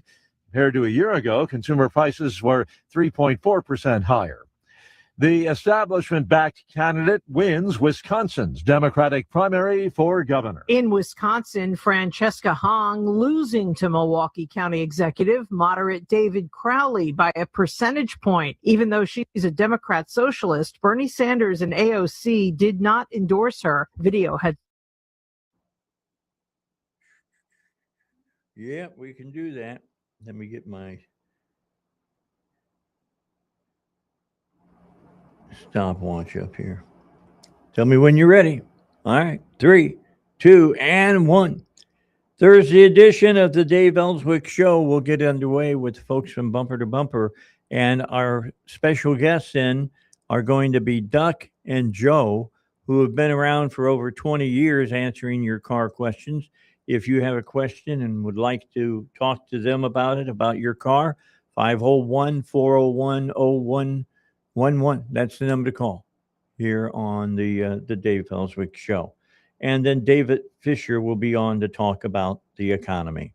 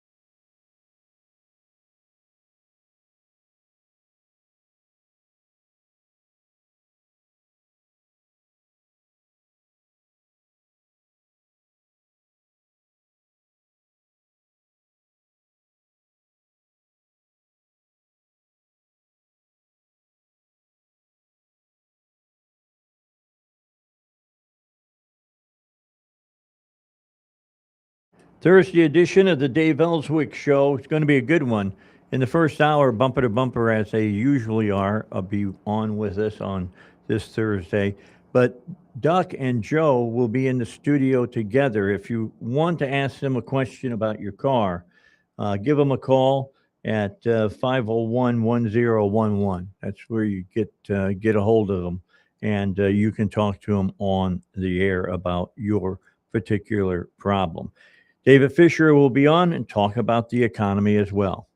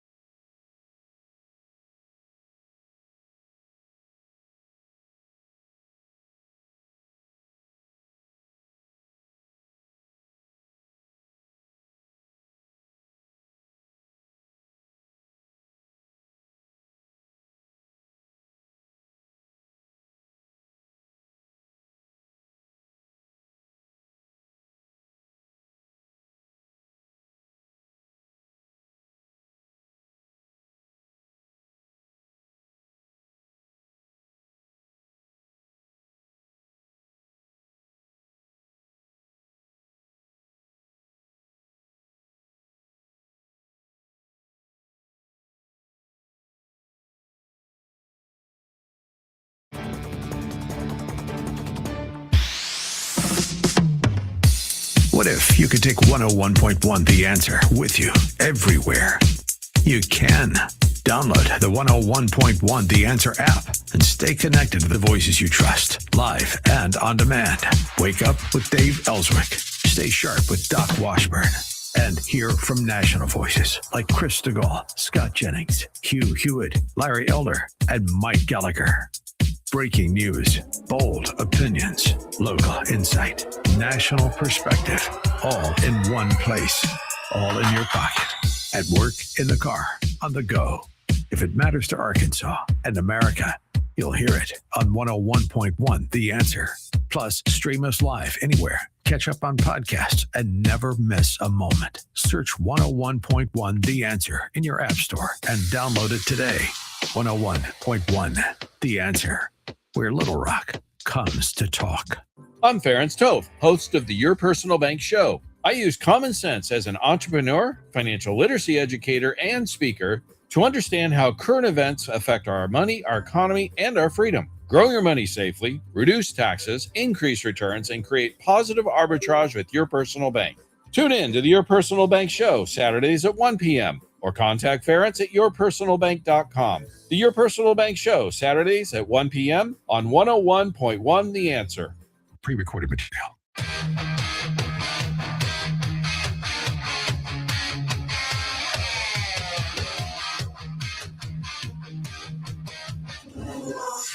From the wild world of DC politics to America's culture clash, brace yourself for the reality check you've been waiting for. The one and only Mike Gallagher. What's that you say? The normal Democrats, such as they are, managed to stop Francesca Hong dead in her tracks last night in Wisconsin? How about that? Every poll had her winning by double digits. How does that work exactly? How do you justify a polling company that could be that wrong? And it wasn't one, it wasn't two, it was about 7 of them. All the pollsters in Wisconsin gave it to this nut job, this chef who hates Thanksgiving, this radical defund the police Looney Tunes. And she wound up losing to the so-called moderate Democrat. I really can't quite wrap my brain around whether I wished all the loons would win in the primaries and let them lose in the general, believing that normal people would show up to vote in November. I don't know the answer to that. I really don't. I guess it's good to cut out the cancerous tumor now. Try to end this. But I want to present to you a very smart reaction from a smart guy named Ben Shapiro. Ben posted the following. We're watching an enormous misread of the results from Wisconsin. The dumb take is that the DSA has reached its ceiling and the establishment is fighting back. That's totally wrong. Ben says the normie Dems are simply negotiating the terms of their surrender. Those terms are obvious. The Democrat Party will ingest and mirror the key precepts of the DSA, and they won't go whole hog against DSA candidates who don't totally say the quiet parts out loud. This is why Slotkin didn't endorse Stevens against El Sayed in Michigan. It's why Schumer and Jeffries didn't endorse Cuomo against Mamdani in New York City. In return, the DSA's most important figures will refrain from endorsing the very worst candidates. This is why Bernie and AOC didn't endorse Francesca Hong. If they had, she would have won. The goal of the pact is obvious. Candidates who are DSA in all but name, who receive unified Democratic support after the primaries and who still have a shot at winning a general election. So Ben Shapiro concludes by saying, do not be fooled. The DSA is driving the car. The DSA is choosing the direction. The normie Dems are just negotiating over the speed. I believe he's right.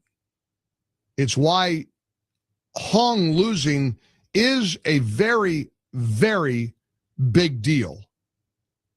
But on the other hand, Ben is right. There is an inevitability to this that has to sink in. We're going to take you to South Carolina in a few minutes and get a rundown of what happened there in that race to replace the late Lindsey Graham.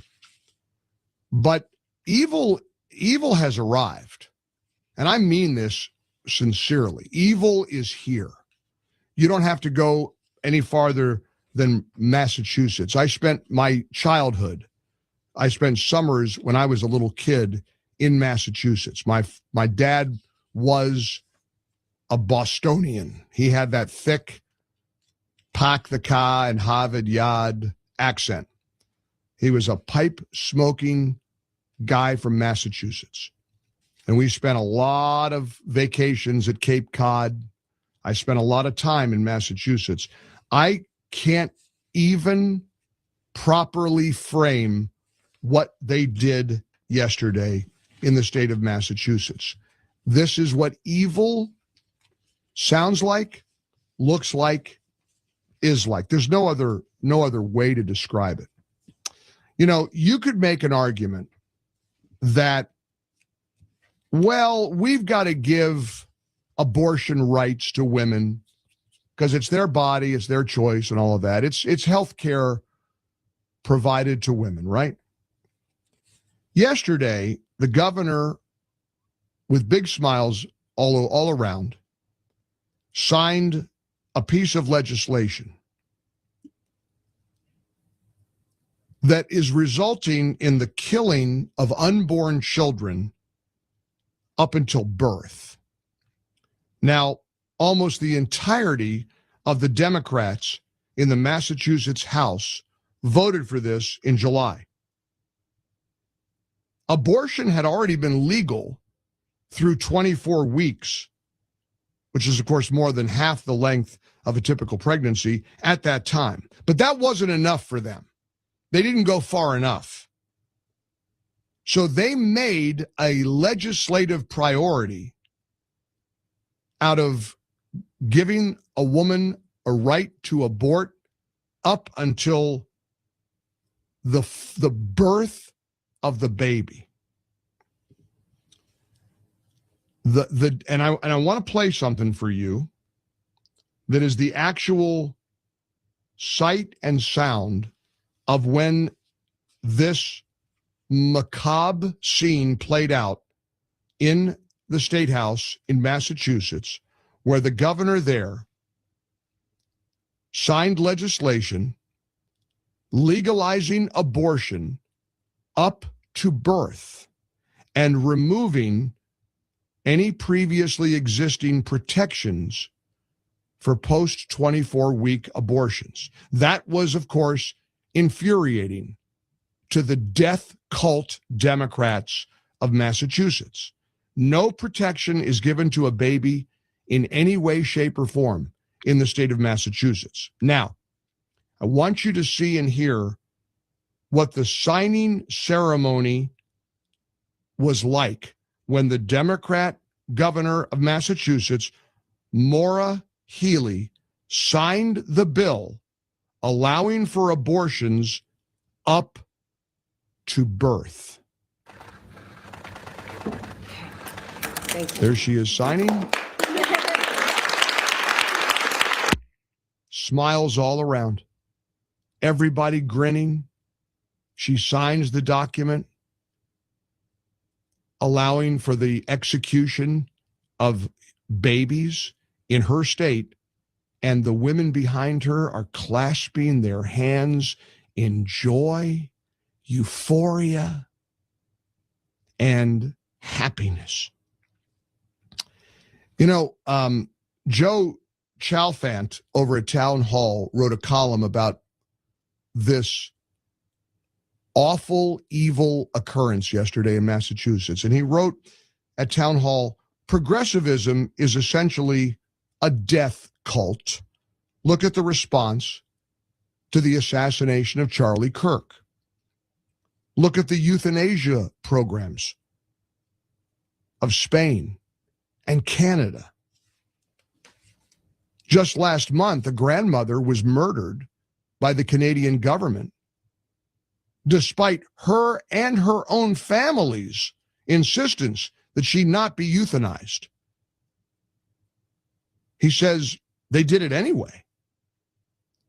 A Catholic priest who suffered a broken hip was reportedly offered euthanasia twice. Twice. And he says the obsession of progressives with death is their most disgusting quality. It's a direct result of their nihilistic worldview. Why bring a child into this world when there's so much suffering? Asks the progressive, livid that you'd share in the joy of raising a family. Shout your abortion, they say, which encourages the progressive, hopeful that you'll dedicate your life to worldly work and pursuits. And the selfish ideology is captivating to many people. Why should my life be spent caring for others? Why should I have responsibility to anyone other than myself?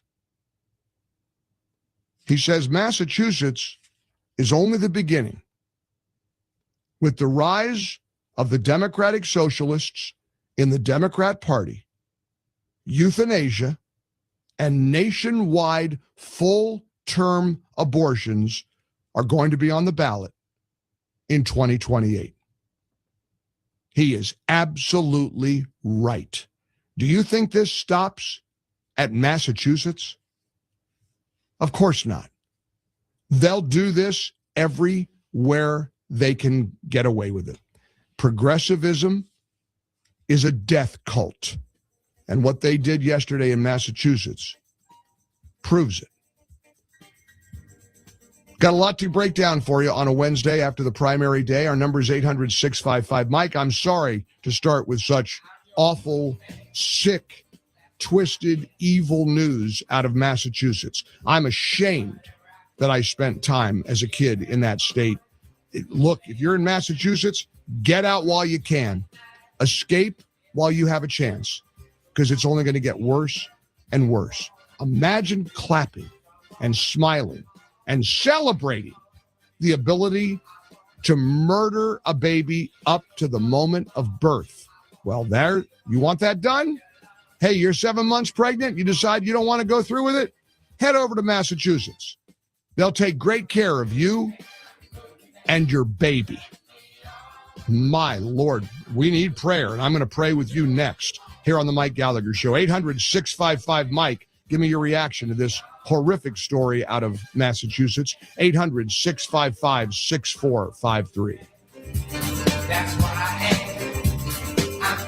Hey, y'all, I'm Willie Robertson. And I'm Corey Robertson. We partnered with Echo. It's a new platform, not just streaming. Movies and series that are safe for your family. Echo. I love a podcast. Plus, Echo Daily Devotionals. Echo. Hey, Willie, what is Echo? Echo is my pet squirrel. Okay, now, Echo is not just faith-friendly, it is faith-driven. Be a part of something better.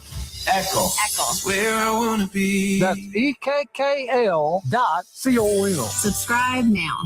Hi, Rhett Rasmussen of BestHotGrill.com. Step up your grilling game with our Solaire portable infrared grills. Our compact everywhere is a favorite of RVers and trailer pullers. Solaire infrared provides the quick sear for bar marks and texture needed to properly finish sous vide. Use a portable alongside your larger conventional grill to create an instant sear zone and more juicy and flavorful food. Learn more at BestHotGrill.com. Affordable, powerful, portable infrared grills at BestHotGrill.com. Full speed into summer, and if you're thinking about buying a home this year, here's what you need to do first. Get pre-qualified, not once you've found the house, now before you even start looking. Here's why. In this market, houses sell in days, sometimes hours. The buyers who win aren't the ones with the highest offer. They're the ones already approved, ready to move, with a lender who can actually close. If you're not pre-qualified, you're a week behind. Maybe that house is gone. Well, I want to tell you about Fellowship Home Loans. For over 20 years, my friends Mike and Brian, guys that I've worked with, they've built Fellowship around one thing: getting loans done for real families with unique situations. They use programs and options that typical lenders don't take the time to explore.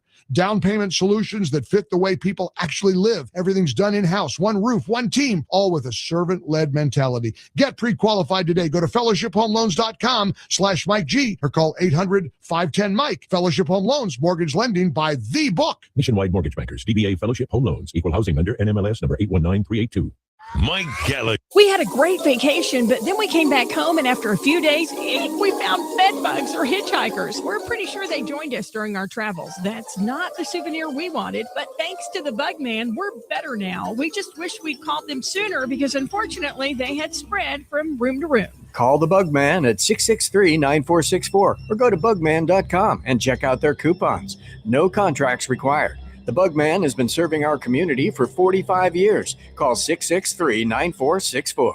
Maybe this is you too. There's enormous frustration right now with healthcare costs. It is amazing. Healthcare costs for families in the last 20 years have almost tripled, and it just keeps getting worse. All this to say, this is why MediShare is so in demand right now. People are looking for alternatives, and MediShare is proven. You can save thousands of dollars a year and actually like it more. Over 1 million Americans are now part of healthcare sharing, and MediShare is the gold standard. It's trusted. It works. It's been helping people save money and have peace of mind now for 30 plus years.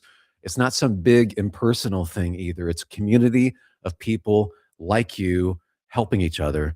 So yeah, if you're frustrated too, here's your chance to make a refreshing change. You'll notice the difference as soon as you call. They're easy to talk to. You can get a price within 2 minutes. Here is the number. Call 833-34-BIBLE. That's 833-34-BIBLE. 833-34-BIBLE. Snakes, zombies, sharks, heights, speaking in public. The list of fears is endless. But while you're clutching your blanket in the dark, wondering if that sound in the hall was actually a footstep, the real danger is in your hand, when you're behind the wheel. And while you might think a great white shark is scary, what's really terrifying and even deadly is distracted driving. Eyes forward, don't drive distracted. Brought to you by NHTSA and the Ad Council. You took the first step and quit smoking, but even former smokers may still be at risk for lung cancer. That's why SaveByTheScan.org wants you to know about a new low-dose CT scan that can detect lung cancer early. It takes only 60 seconds and could save your life. You took the first step, now take the next. Visit SaveByTheScan.org for a simple quiz to see if you're eligible and talk to your doctor about screening. SaveByTheScan.org is brought to you by the American Lung Association's Lung Force Initiative and the Ad Council. Go behind the headlines and stay connected with 101.1 The Answer and 1011FMTheAnswer.com.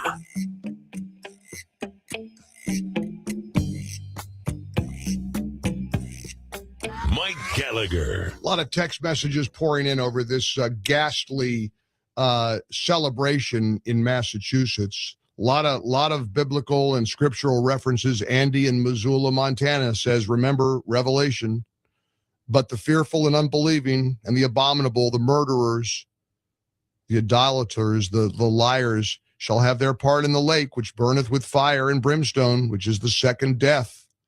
Look, this is spiritual. I'm not a Christian teaching and talk show host, but we are witnessing spiritual warfare, the execution of babies being celebrated. You know, it's one thing, I don't even know how you'd even present it. Well, you know, if a woman changes her mind at 8.5 months of pregnancy, that's her body, I guess. Let's go. But to celebrate it?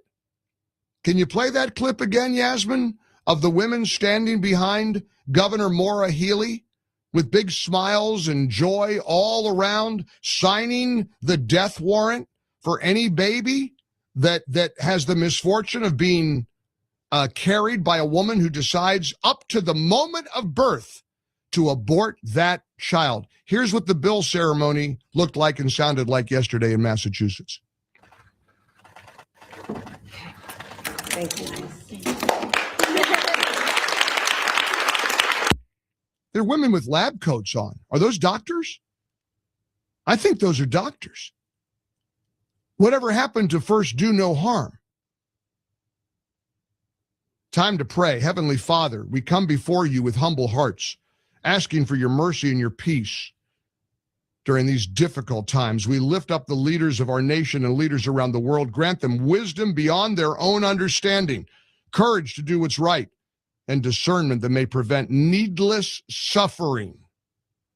Guide every decision with justice, restraint, and a desire for peace. Lord, we pray for the brave men and women of our military and for our police officers, firefighters, paramedics, and all first responders, including the brave men and women of ICE. Surround them with your protection, Lord. Strengthen them for the difficult days. Comfort their families, and please bring them safely home. We ask you to watch over our country, unite us in purpose, calm our fears, and remind us that our ultimate hope is found in you and you alone. May your peace rule in our hearts. May your truth guide our nation, and may your hand of protection rest upon America. We ask this in the name of Jesus Christ. Amen. Here is John in Pennsylvania. Very sad day, John, in Massachusetts, huh? Yes, it is. Thank you for taking my call. Of course. I just wanted to point out that this is one step away from outright infanticide. Sure. Just like in ancient Rome, they used to just discard the babies and let them die from exposure. It was common. And the Christians were known to rescue those babies and raise them as their own.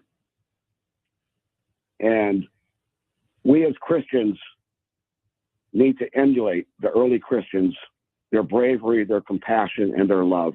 Oh, what a beautiful message, John. We have to stand up for what we know to be true. We have to stand up for what is right, what is good, and reject evil. And this is evil. I would love to have a demo. If you're watching Salem News Channel and you saw that clip that I've now played twice of the women, including apparently doctors, with those grins on their faces, it's sick and appalling. The wickedness, look, demonic is the only word I can come up with. That's the biggest takeaway, is the clapping and the cheering and the exultation, the joy at saying, hey, here in Massachusetts, you want to have an abortion up to the moment that you can give birth. We're all in for that. And they clapped. And they clapped. It did it in New York. Remember when they had the abortion laws passed in New York and they bathed all the buildings in pink? Celebrating. Spiritual. It's good versus evil. I've been telling you about a movie called Can You Hear Me Now that explores faith, scripture, history, prophecy. 2 weeks before he was assassinated, Charlie Kirk sat down for an interview that wrestled with the timeless question, does God still speak today? And rather than asking you what to think, the movie invites you to examine the evidence, the actual proof, the biblical foundations, and reflect on what it all means for believers having to live through today's culture. If you want a thoughtful conversation about faith, history, and the public square, you're going to love this movie. You can pre-order Can You Hear Me Now right now by going to salemnow.com. Pre-order the movie at salemnow.com. You'll also get a free DVD, or you could visit canyouhearmenowfilm.com, canyouhearmenowfilm.com. You won't want to miss it. Coming up, let's take you to South Carolina. Big night in the Palmetto State, and our Joey Hudson is there. Mike Gallagher. If things don't change, can you imagine America in 20 years? Scary thought, isn't it? The good news is we have the power to take our nation back. Stay right here for all the information you need. 101.1, The Answer. Every family deserves a place to call home. In Saline County, Habitat for Humanity is making that happen. One house, one family, one hammer at a time. We're not just building homes, we're building hope, stability, and a stronger community for everyone. And you can be a part of it. Volunteer, donate, or shop the Habitat Restore for great deals that fund our mission. Habitat for Humanity of Saline County. Building homes, building hope. Mention The Answer and receive a 25% discount at the Benton or Bryant Restore.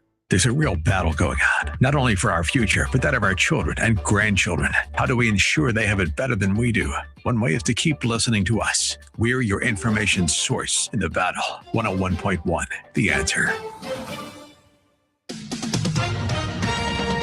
SRN News, I'm Rich Thomason in Washington. The latest inflation numbers offer some cautiously optimistic news for American families, even as prices remain higher than many would like. The Labor Department says prices rose just 0.1% last month compared to June.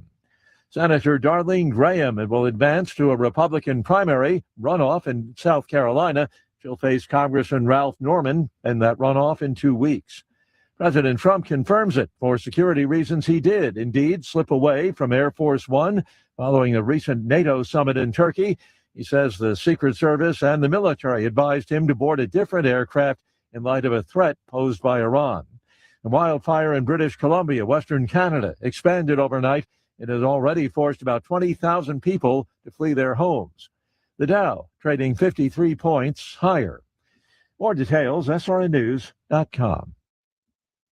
Just hearing the word IRS can make people break out in a cold sweat. No one wants to deal with the IRS, and now you don't have to. The good news is Legal Tax Defense has been successfully negotiating with the IRS for more than 15 years. It doesn't matter how much you owe, whether it's $5,000 or $5 million. You deserve the best in the business on your side, and that is Legal Tax Defense. Even if you're working with someone else and just want a second opinion, there is no cost or obligation to call. They can prevent levies, liens, wage garnishments, even file back tax returns. And the best news about Legal Tax Defense is they won't take your case unless they know they will reduce or eliminate your tax debt. Call Legal Tax Defense right now for a free, no-risk consultation. 800-292-7875. 800-292-7875. You have nothing to lose, but everything to gain. 800-292-7875.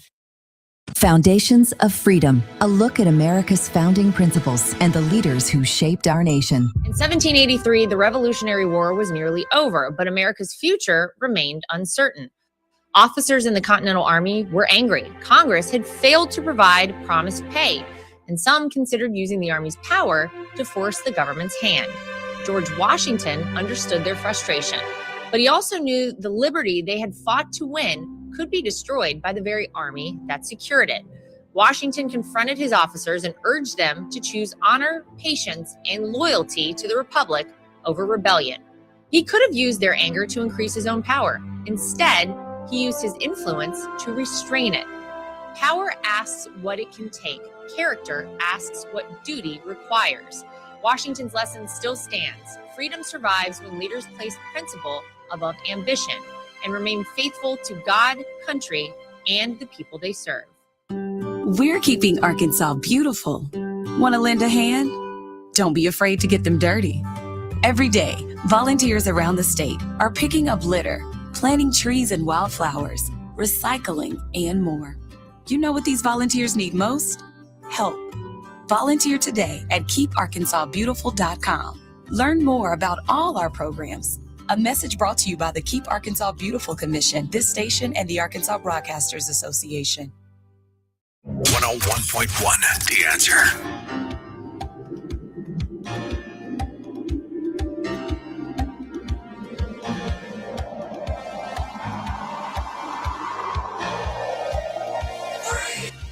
The Mike Bigger Show in the ReliefFactor.com studios.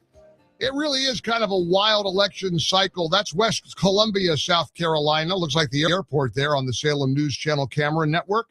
We thank you for watching snc.tv for all the ways you can see our programming. Tracy, my producer, just saw a new anti-Ralph Norman ad that a Darlene Graham PAC has taken out, showing kind of a clay animation thing attacking Ralph Norman. I don't know how ugly this is going to get. This is interesting because, look, I know South Carolina.